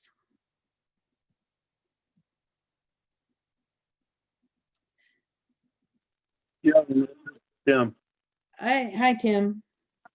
Hi. Hey, I just wanted to say that I'm finding this discussion really interesting, and I'm looking forward to going through this and looking at everything. But one of the things that I know that this was also brought up previously, prior to this meeting, was density, and I think that all centers around that 2nd, 3rd, and 4th Street up in Ward 1, where the density problem is, and I think that's really about the only place that I've heard or can look at on the maps, and I'm just not sure that would be a good thing for us to get into. Would be to say how many STRs on a block there can be. Some of these blocks up here maybe are more, desire for a short-term, the parking and the road width and everything fits, where in other places it wouldn't. And it just feels like, to me anyway, that if we do that, we would be trying to push some of those STRs out of people that don't really want them. If the people in Ward 1 want to have the full amount of STRs, that it would require somebody from some of those other areas to do an STR. You know, I don't know. I just don't feel right about the density part of it. Okay. The one other place, Tim, that density has been an issue or has been brought up is in the Silver Queen condos, just because there's a cluster there within the condo building. Right. That's kind of a different, that's a different physical situation than on a block or Right. within a cul-de-sac. So, Yeah, and that'd be totally different. That's the one that has 6 units, right, that are STR? yes. Okay. Yeah, that would be different than, you know, single family residence, I think. Yeah. Because they are apartments anyway, or condos. Okay. Which condo association did Walter Worth represent? Was he Clear Creek Condos or Silver Queen? Or the Creek. property He's- owner? He's Clear Property Creek. manager. He's the one Okay. over on Argentine. He's Okay. actually Creek House, which is building C. I and mean, D. Creek House. Yeah. Okay, Thank you, Randy. thanks. Yeah, because I think he said he had 29 units, something like that. He has 24 units, but I think I'd have to look what the current number is. It was Four. up to 4. Yeah, There are 4 of them that are short-term rentals. So. All right. If, you know, just throwing an idea out there, if we were to try to limit and spread things out and limit the density, I personally am having trouble envisioning how that would happen. I mean, do you draw a radius? Is it as the crow flies? You know, in the way I look at it, if your short-term rental is well operated and people are behaving themselves and just enjoying the rental and not creating problems, then the impacts ought to be very minimal. And the only way that you know that there's a difference between a property that is a short-term rental and another property that's a long-term rental or a property owner occupied is that the cars change. And different people come in and out the front door. I'm really sorry that some of them are not being operated and managed as well and carefully, or the renters aren't as conscientious and respectful as one would hope they would be when they go to visit someplace else. You know, you'd think they would be behaving as well as what they would expect their neighbor to be behaving. So, and we all know that's not always the case. So, Keith, are you ready to? Yep. Okay, I saw you unmute, so carry on. I'm such a tech savvy guy. We got to reduce proximity within certain areas. Parking, despite what some people would think, is a problem when we're too congested with STRs. I'm not sure how we're going to do it, but we need to give that some thought. Rose Street, as an example, I was being chauffeured by Norma down Rose Street a couple weeks ago, and there was a short-term renter on the west side of the street that kind of parked a little further from the curb. Well, there is no curb, but further from the house than maybe he should have. And it was like trying to thread a needle to get through Tau Street. I think these places are operating as businesses. Why not make them pay commercial water rates just to level the playing field with the bed and breakfast people and all the commercial people? I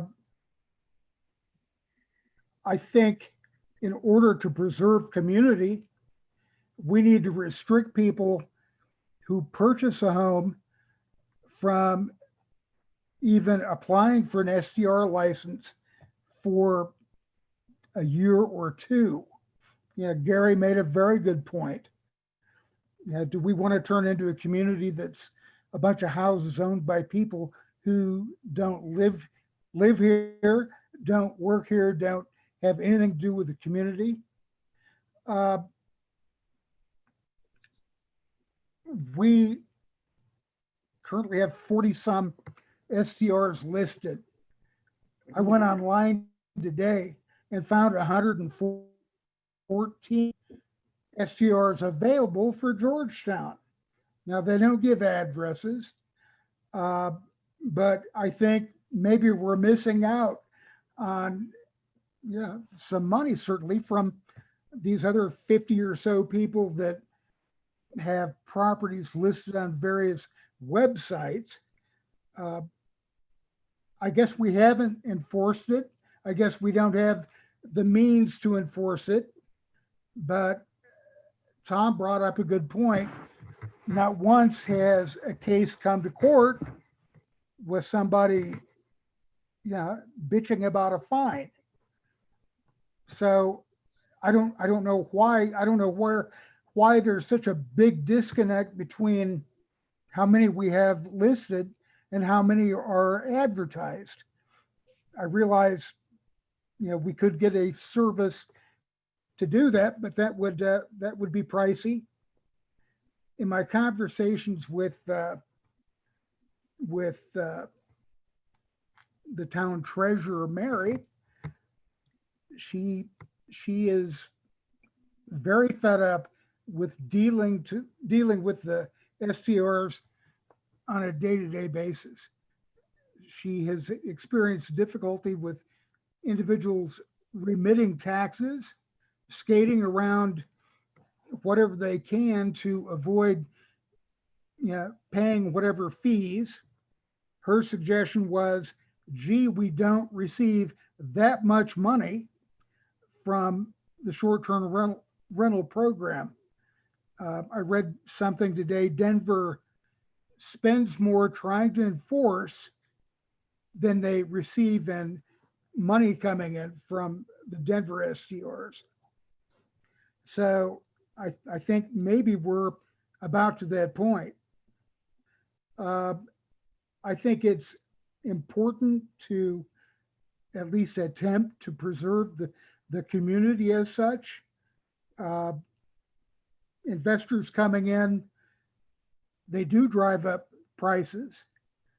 A premium is paid for a home that somebody feels like they'll be able to make it a short-term rental, because of the potential cash it brings in. And like I said, I don't think the town is seeing that much return. But my key thing is certainly in Ward 1, density is an issue. There are probably several that operate that we don't have down as being registered. We need to figure out the parking. We need to hold people accountable, and we need to enforce it. We have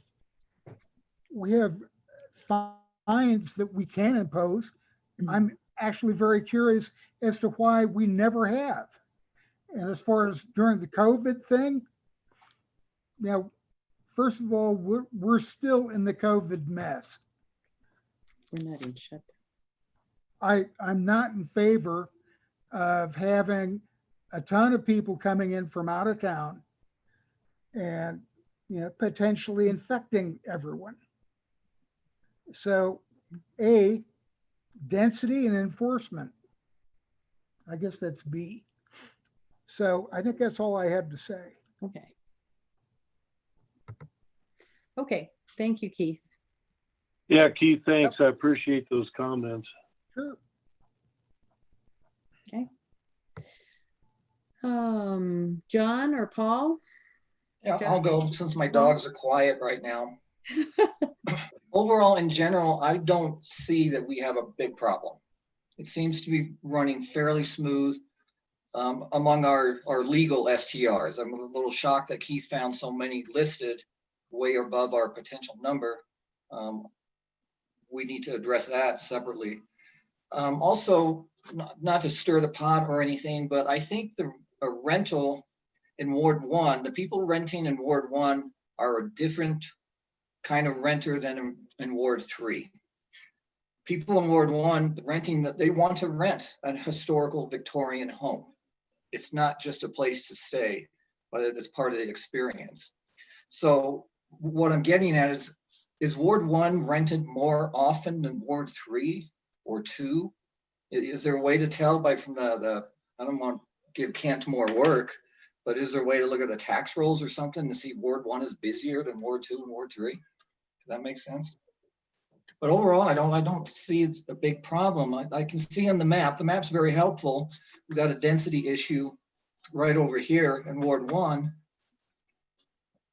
But is this map to scale as far as the physical size of the footprint? As far as, because Ward 1 looks bigger than Ward 3. And if there were any of the complaints, like some of the party houses and stuff, they may be those illegal renters too. It may not be our paying customers here. But overall, I don't see a huge issue. All the comments that people were making and stuff like that, they were generally positive. And just a few, observations that there may be a couple houses that are issued, but out of 600 to 700 homes, single family homes in Ward 1, 2, and 3, with only a couple being a problem, that to me, that's not a big problem. So I think that, and I wasn't part of the process because I am new, so was Rob with this, but it makes sense, the 7%. I think that's a fair number. And it seems to be fairly equal between wards 1, 2, and 3. I count like 21 in Ward 1, 18 in Ward 2, and 20 in Ward 3. So it seems pretty equitable that it worked out that way as well. But overall, I think the system's working pretty good, other than we seem to have a fringe out there of people renting out their homes that are not playing by the rules. So that's my 2 cents. Okay, thanks very much. And last but not least, John. Hooray. I was there from the start, and there's always been a lot of concern that people were going to get overrun and it was going to be unfair and whatnot. And I think we've worked pretty well through the process. I think a few things have come up. I think the main thing that I'm hearing that I don't like is the possibility that there's a lot of units that are not licensed. So I see that as a major thing that we should check out and just see if that's real. The proximity of the units in Ward 1 does seem like it causes some issues. If there's any way we can look at units being approved going forward in that ward, if we can figure out something that would be fair, that might be something that we should really spend some time on and try to see if we can figure out a way around that. I think the commercial water rates sounds like something we should look at. I think lodging tax should probably be something we should look at. And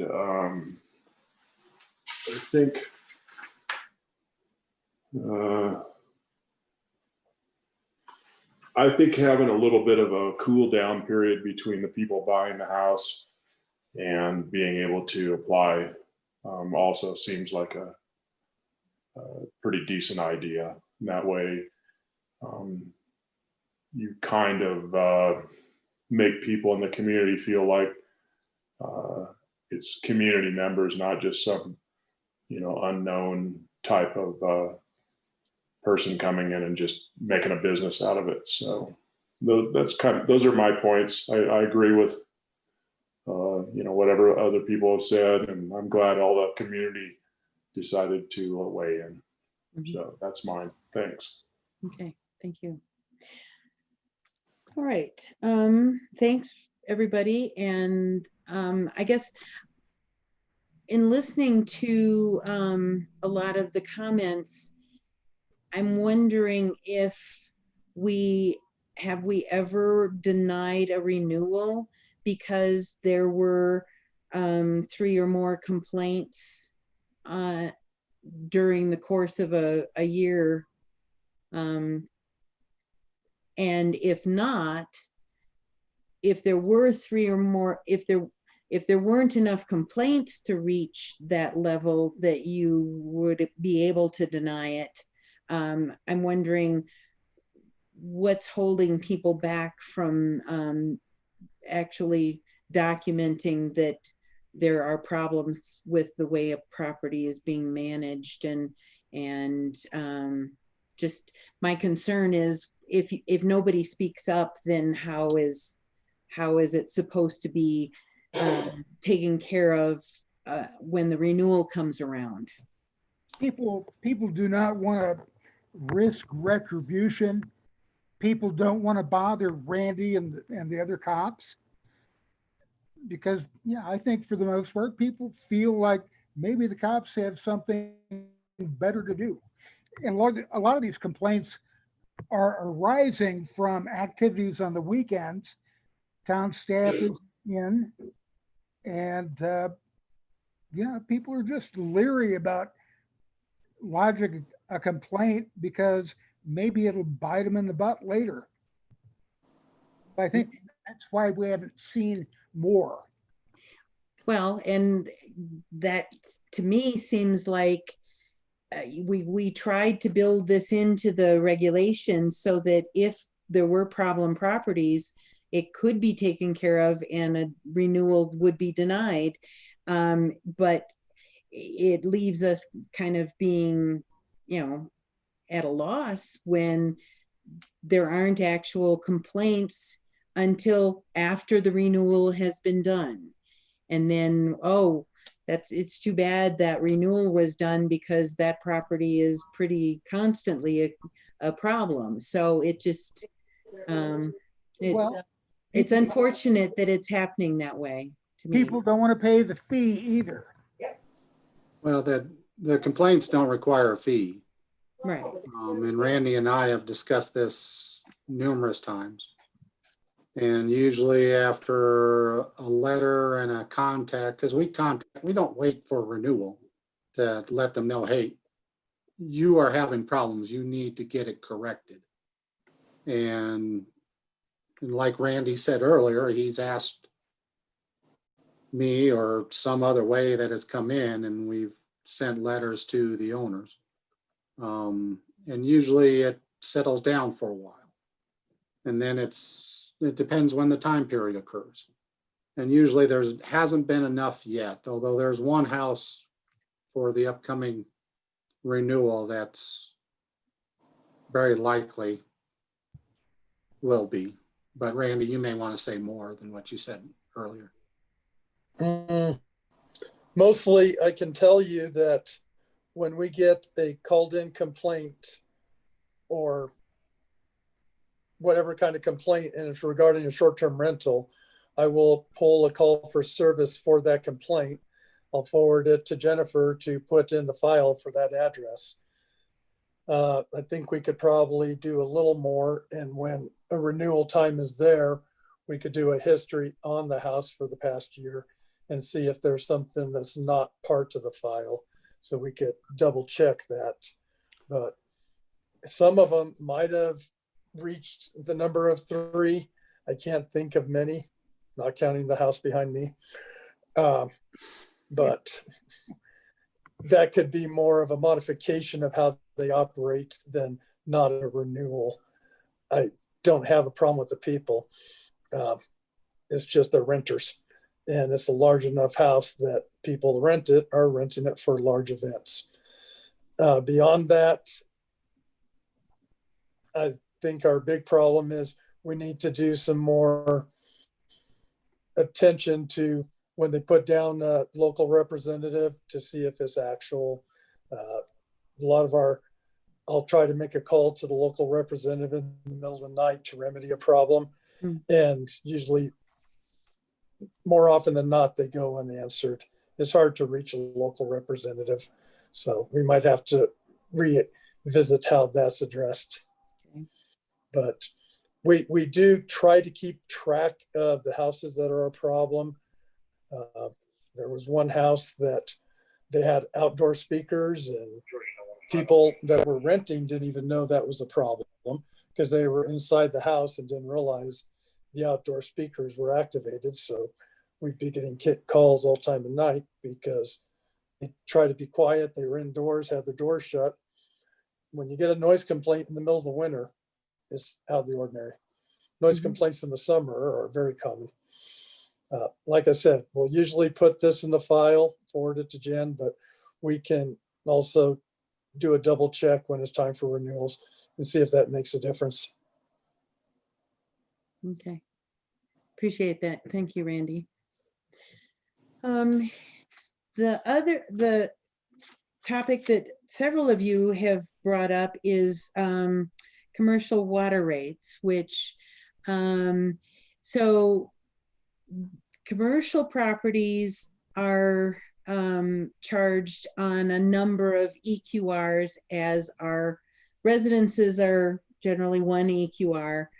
Commercial can be multiple EQRs, and all of them are charged for excess use over the base rate, the base amount of water used. So I'm not certain how different. So you've got a single family residence with, you know, the number of bedrooms can vary quite a lot in different size houses and different size occupancies of short-term renters in a house. So in the case of a hotel or motel, how many EQRs is it per rented room? There's a formula that occurs with that, yes. Okay. And we might want to compare all the different lodging. Is it fair to is the short-term rental being considered on the same formula basis as the others? Okay. And we'll have to take a look at that. I mean, it immediately brought up a question in mind to talk with Mary about it and talk through it. Sure. Yeah, that might be something to look at for comparison's sake, just because it's not a different rate, it's a different number of EQRs and how it's calculated. So yeah, if we could put that together. Yes, John. I think that you might be able to get a clue on, you know, where you might want to go with the bed and breakfast. They're paying that, and I think they're doing it by room. And you know, that might be a fair direction. Mm-hmm.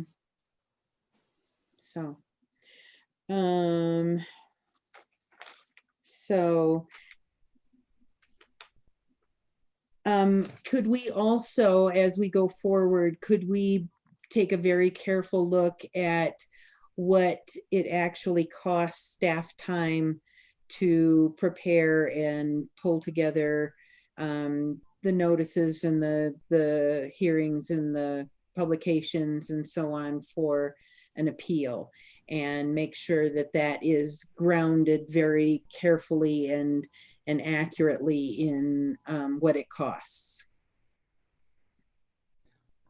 Okay. And perhaps that appeal fee could be borne by the short-term rental place that's in question. Well, I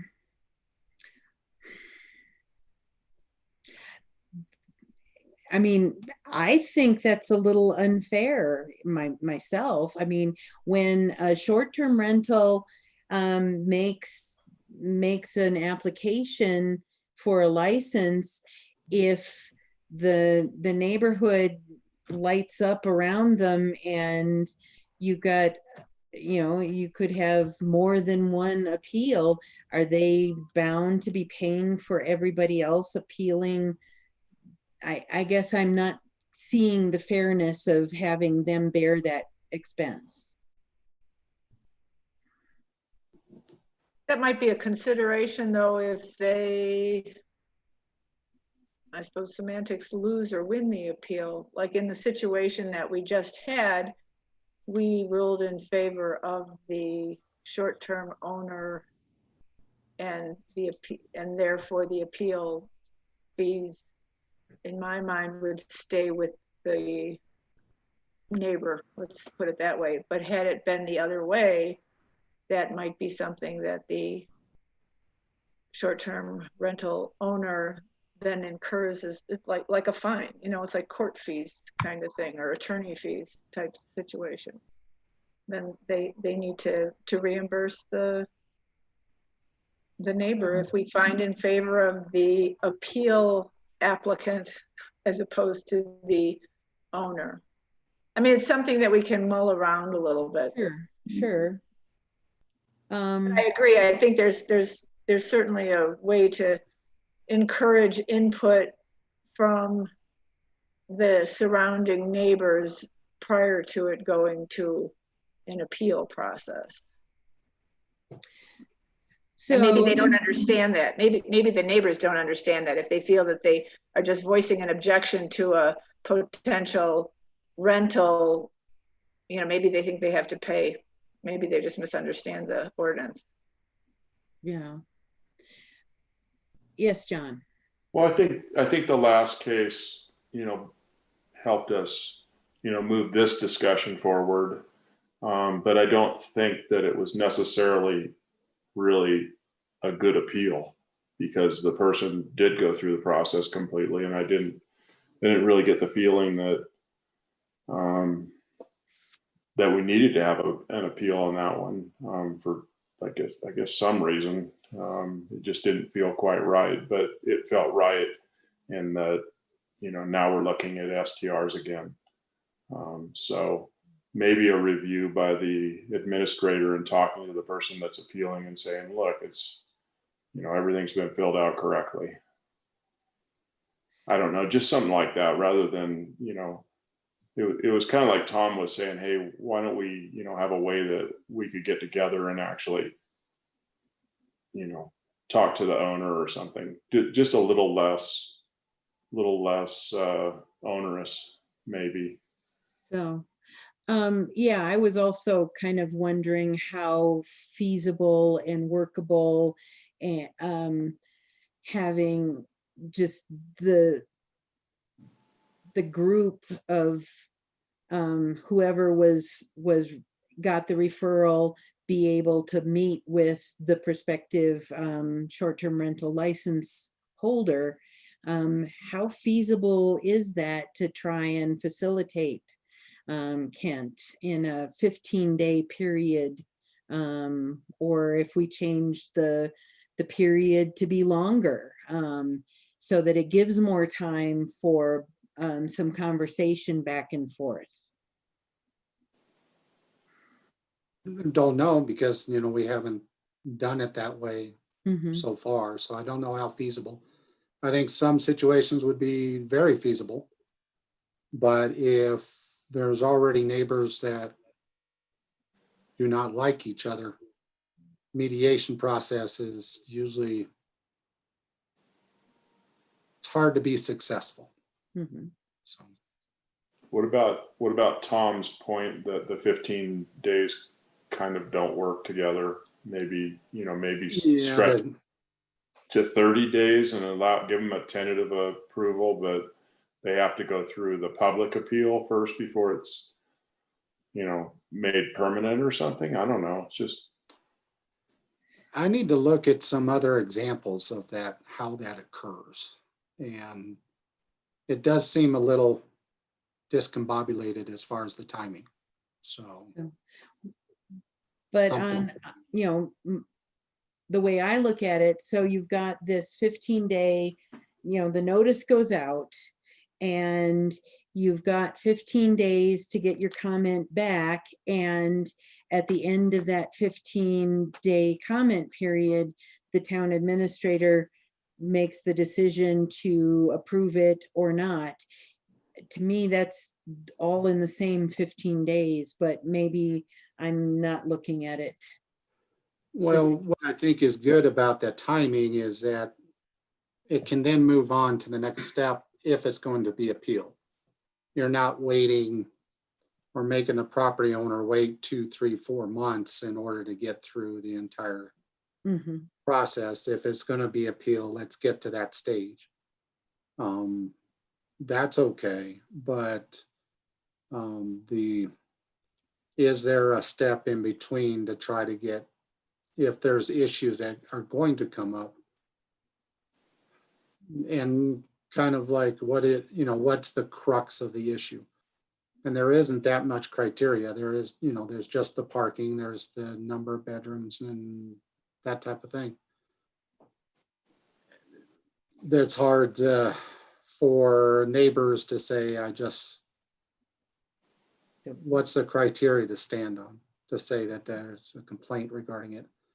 Or can I communicate to the potential STR owner, what are my concerns? There's going to be too much noise. There's going to be, just like Mr. Blugerman said regarding the house across Loop Drive, where they've expanded one bedroom into a little bit larger holding pen of yes, Dormitory.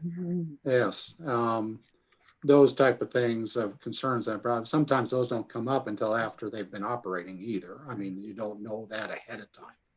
Right. But I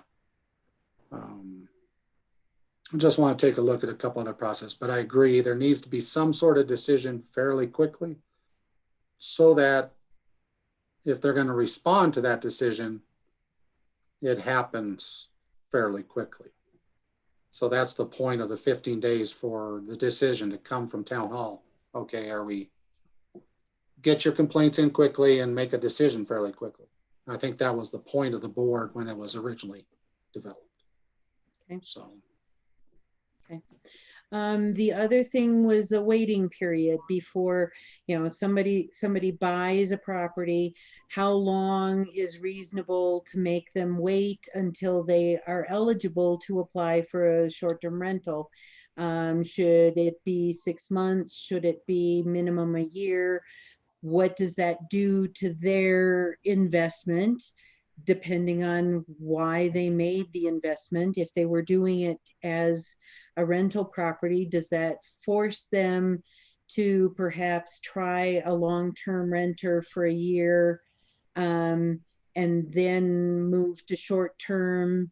I'm just tossing ideas out there. But I guess I'm not opposed to having it be a period of time where they're not eligible for short-term rental, but they could immediately rent the property as a long-term rental or occupy it themselves. How do people think about that? I think that opens up Pandora's box, like Randy was talking about before, where how some of the short-term rentals have a generous reimbursement policy. And so all of a sudden they're going to say, oh no, I've got a long-term rental. Well, it's a 3-month long-term rental, but they decided to leave early. So boy, we would talk about enforcement. We would have to really spell that out strict with some huge penalties you know, that's going to be a separate, I'm for a waiting period, but that, Okay. I don't know how we would deal with that. We'd really have to work through that one. Okay. I was talking to a realtor, it was last year, and somehow this subject came up. And the realtor told me that that's one of the first questions a potential buyer asks is, can I short-term rental this property? Mhm. But if we're sold out, so to speak, at our 7%, that's keeping them from being that investor because they can't do it. So I think we have a good thing in place to already prevent them from buying a 1-year waiting period. I don't know how we would do that. Is it legal? Good question. Mhm. So just my comment. Yeah. I And think we when they, constantly get, go ahead, Tim. Sorry. I was just going to say, I think that that you couldn't accept an application until they've been owner of record for a year. If you were going to do something like that, it'd be maybe something as simple as that. They just can't get issued a permit until they've been owner of record for that period of time. Yeah, I agree. I agree with Tim. That's a good way to do it. It does simplify it. It doesn't get into the weeds on how they're using it in that time period. So, yeah. In Denver, you have to be it has to be your residence. Mm-hmm. And maybe we lean towards enforcing that. Denver cleaned out a bunch of the STRs by making people sign an affidavit of residency. Mm-hmm. Yeah, those that didn't really want to get caught up in that legal quagmire decided, well, gee, I don't think I want to lie, so I guess I will get rid of my license. I don't know. It's a tough one, but yeah, we need to not only restrict it, we need to pare down, certainly within Ward 1. Yeah, the streets are too damn narrow. And while parking may or may not be an issue during the week, and here we are in the pandemic where everything is different. But assuming we get through the pandemic and it's the weekend, yeah, go to Ward 1 and attempt to drive around, see what you think. But it is a problem, especially in that historic area, bounded by, second to 6th, really. Maybe we just look at, paring down south of 6th. I'm not sure what the answer is, but, we got a problem and we need to deal with it. I guess I would throw a question out as to why all of the parking issues in Ward 1 are being associated with STRs when every STR permit that's issued, it requires that they have off-street parking for the vehicles that the visitors bring up here. So I'm having a lot of trouble equating the parking issues that you see with just the STRs. Well, for one thing, people that are going to be up for just the weekend are not necessarily going to squeeze their car in the Model A garage or Model T garage that's provided because it's unhandy, requires an extra step. Okay. Yeah, they do have off-street parking regulations, but people don't necessarily adhere to that rule. And it takes someone to lodge a complaint. Yes. Which people are reluctant to do. Well, if you provided a photograph of a car that was associated with an STR and said, this car was parked at an STR, it was on the street, on these days and you gave that written complaint to Kent, it would give them some actionable item. It doesn't need to be like a confrontation, but in order to resolve a problem, somebody has to know about it besides just you and others who live on the street. What about having a parking permit system for the historic district that allows those people to know, you know, they get a sticker or something that they can put on their car, and those cars are legal and the other ones aren't, you know, and if they're not, and if they're parked in legal things like Idaho Springs does, when you go down there, you know, there's signs everywhere that says no parking other than residents on certain streets, you know, and if you're parked in a legal spot on private property, it doesn't apply. That way the police don't have to be involved with it. And I don't know. It just seems like it seems like we've had problems with parking downtown in that area for as long as I've been on the board. Since there's been cars. And it's just, maybe we could solve a couple of problems here. I'm willing to get into that discussion, but I've also been witness to the huge upheaval in the towns in Idaho Springs residences who they hate the parking program. The residents don't like it. The merchants aren't completely on board. There was a lot of opposition and it costs money. They hired an outside service to administer that. And I'm not sure that it completely eliminates our police from having to deal with it, because if somebody's parked without a permit, then who enforces that? So no, I don't mean it that way. I mean, Idaho Springs, where they were charging people to park, you know, that was really disliked. I just wonder if in the residential area, you know, where there's no businesses, that they have a permit. I mean, I lived in San Francisco and we had permits for our neighborhoods, and I don't remember anybody complaining about that. I had a big A sticker on my car, and you know, my wife had an A sticker on her car, and we could park on the street. And that was it. If you didn't have an A sticker, you got tagged and towed. You know, it just seemed real easy. What's the feasibility of calling and leaving a message on the non-emergency extension if you as a resident or whatever feel that you want to lodge a complaint against the short-term rental that's going on right now? It's after hours. It's not a 911 call.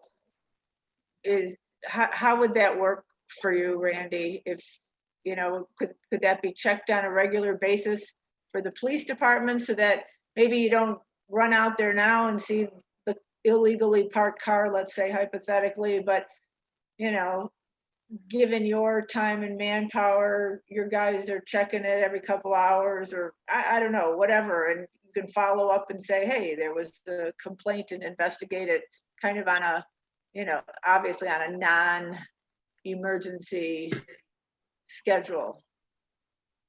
I think responding to that, we check our voicemail at the department pretty much every morning. Actually, we get emails sent to us as soon as the voicemail is left. So I check my emails because I have about 20 every couple of hours all throughout the day.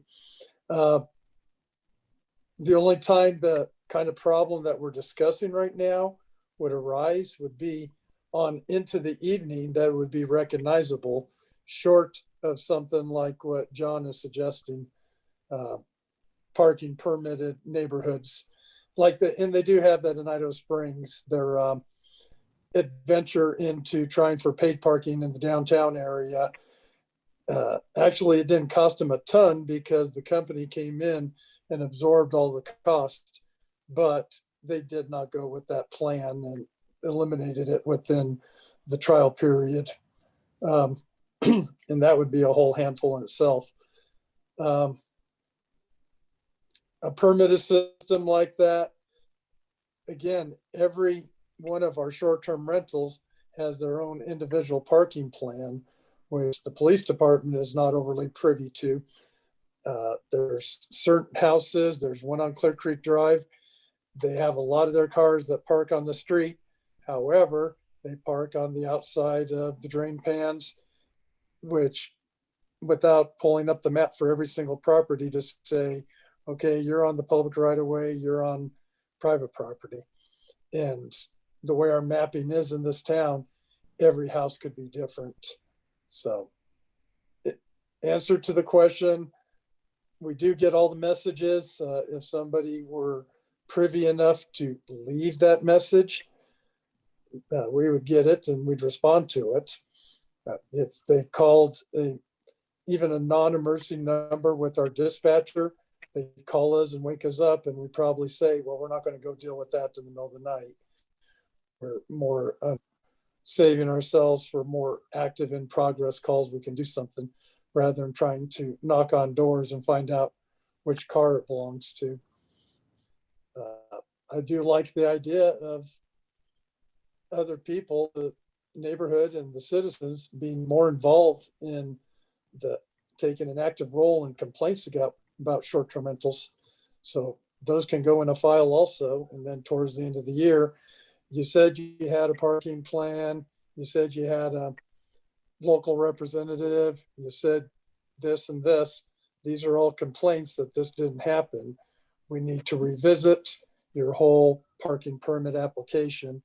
And whether we modify it or choose not to approve it could be the decisions at that time. Lynette, can I make a comment? Yes, please. One of the things that I was thinking about with the parking permit thing is that, you know, the elementary school has events there like basketball games and whatever they have going on in the evening.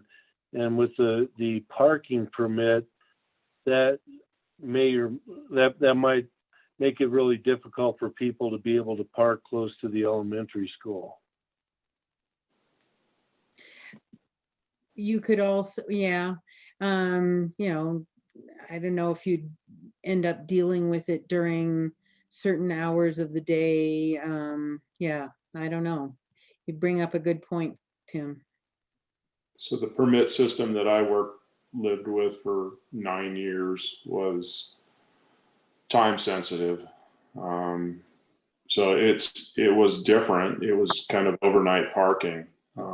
And I think that made it easy for the police to figure out, well, all these cars, you know, it's 10 p.m. or whatever.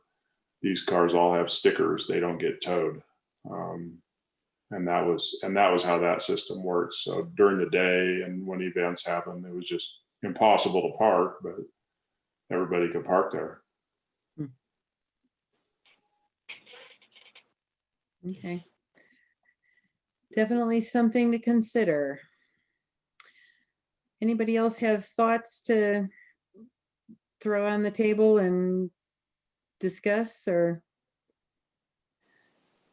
do we want to just direct staff to try and pull all these ideas together and see what comes out in the end, and you know, have a better presentation of, you know, the questions that we've answered, and bring data back to the board at a, maybe not necessarily our next meeting, but the following meeting?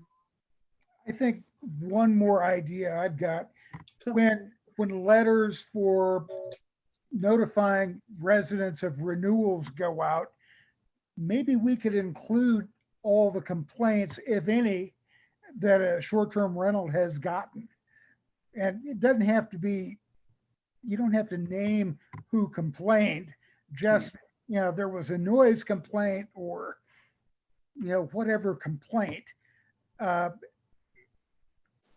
with regard to that property, so that all neighbors within that 300 feet are aware that there have been complaints of whatever nature. Okay. That brings up a question I have, and Kent, maybe you can answer it for me. When we amended the ordinance a year or so back to just post the signs when a property was up for renewal, did you see any decrease in, I mean, do you get, I guess, one, do you get a fair amount of responses when you put out an application? You know, even an initial one, that's my thought. And then I guess it's hard to go from 0 to sub-zero if you receive even less comments on a property. I personally don't care for that sign, you know, oh, by the way, this property is up for renewal. I think you need to know where to look and which properties and when they get posted. And some I've seen posted and some I haven't, and then all of a sudden it's renewed. I personally don't like that renewal procedure as far as notifying the surrounding neighbors. The But good thing about the signs is it's a little more public than the letters, because some people with the letters, they just, you know, file 13. And I do get calls, or staff and me get calls on the signs. They didn't realize, especially if they've moved into the neighborhood after it's been a short-term rental property previously. They may not know that it was for whatever reason. And then they see the sign and they'll make a call and I didn't realize it, you know. And they'll have some sort of comment, but that's pretty limited. That doesn't happen a lot, but it happens some.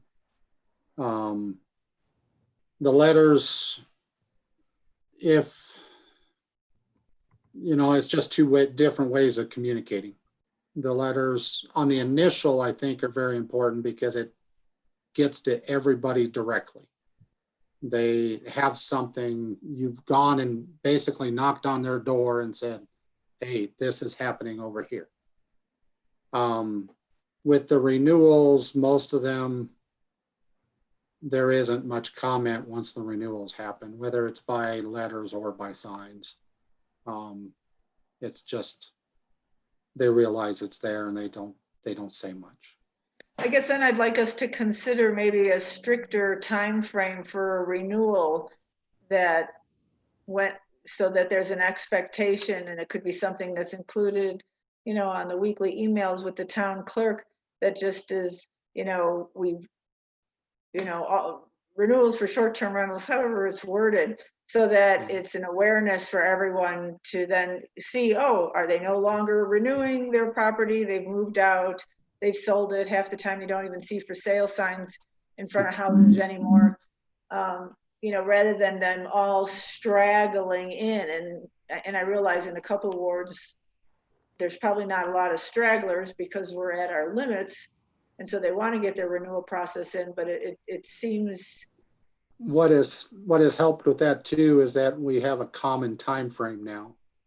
It's all at the beginning of the year. So it makes it hard to get signs on the properties because the ground's frozen, because it's at the turn of the calendar year. But yes, there could be some additional notification. Yeah, maybe they're required then to post it in their front window or whatever, you know, so that you know to look right there, as opposed to on this side of the property if it's corner lot, or this side of the property, you know, so whatever. I just won't use the variable message board, you know, and flashing lights. No, but I love that mask one. So as I think about it, if you look at the cost or the fees that are being charged by the people doing the short-term rentals, I think our initial application fee may be way too low.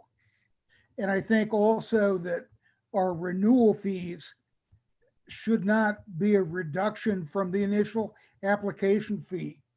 Yeah. Why don't we just raise the application fee and make it an annual fee and not give a break for the renewal. I'll let Kent correct me if I'm wrong, but I think the idea was that there would be less staff time involved in reviewing and renewing a permit that exists. Unless, of course, I would think if there were a lot of complaints to take a look at, and I would think that might take more time, but theoretically a renewal would be quicker and easier and involve less staff time, which is why the fee would be lower. But we're looking at a revenue source here. So Okay. let's make the most out of it. Okay. Don't our businesses pay the same business license fee year after year after year? True. Well, and short-term rentals are businesses. And they pay a business license as well. But I mean, there's that common thought that if they're paying that fee. Understood. Yep. Okay. So. Can anybody hear me? Yes, Rick. I've been trying to figure out how to do this. Since you had a problem with the timing issue on an application, and there's a simple solution. I used a lot of your ordinance in doing a first draft for one up here in Silverblue, and I encountered that problem. And the fix is pretty easy. Just take this down and think about it later at your own convenience. But in the section on permit required procedure appeals, which is 0.040, in sub D, the final line, receiving a completed application, just change those words to the date by which comments must be received. You'll need to look it over, but I think that solves the problem. Can you go ahead and email that to Kent? I've emailed it to Mary already. Oh, okay. Okay. So. Did you get it, Mary? No, you haven't checked it. Yeah, it sounds like you, Mary Smith. No, I've been on Zoom and I haven't been checking my email. I've been taking notes, lots of notes, but no, I haven't Yours is checked the my only email. email that I think I have in this group. So Okay, I'll check it. Thanks, Rick. Okay. That's all I I'll wanted. forward it on. I'll look at it and forward it on. Thank you. Appreciate the suggestion. You So, bet. all right. Anything else? I think this was a great discussion. I'm really glad there was so much participation from the public, and I really appreciate all your thoughtful comments to members of the board and Kent and Randy, and thank you so much. Anybody have anything further to add? Have we talked about proximity? We Yeah. did. Did you, I mean, the discussion so far has been, how are we going to, how would we limit the density and proximity if we were going to do that? And if you had a specific suggestion about, are we just drawing circles, or are we measuring linear distance, or how? I'll figure it out. Okay, because that would be very helpful. It's one thing to say we need to spread things out and make sure they're not so close together, but it's quite another thing to say, so what distance is a good distance? And Spitting. Pardon? In distance. No, it sounds like we want further than that, so. Okay, anything else?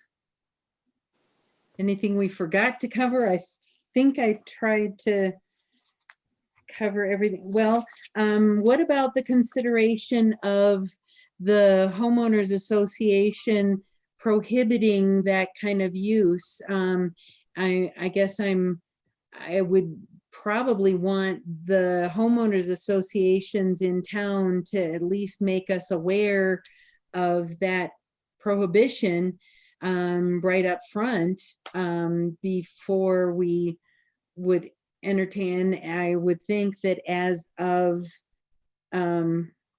our notification of such prohibition, that as a short-term rental license became up for renewal in, say, the Creek House condos, that it could not be renewed. And I got to check with Jerry, that's a private agreement. Is it enforceable by the town? True. Through this process? So I just got to clarify. Yeah. But if our application includes something along, if you're in a condo or if you're in a multiple family building, they need to prove to us that it's allowed, or that their HOA has signed off saying, sure, you can have it, you can apply for the short-term rental. And without that, I agree. I don't think it's our responsibility to go after those people who are violating that. That's an HOA thing or whatever, but we certainly don't want to add to the angst of the HOA when they're trying to keep their legitimacy too. So that should be another check the box and documents. I also wanted to, it just popped back into my head. I've been, it's been going in and out all evening, but there was, when we put the ordinance in place, there was concern for the spirit of the community and what feeds that spirit, what breaks it down. And I would throw out a thought that in the case of a non-owner occupied property, that it's somebody's second home, they want it to be available for them when they come to visit Georgetown.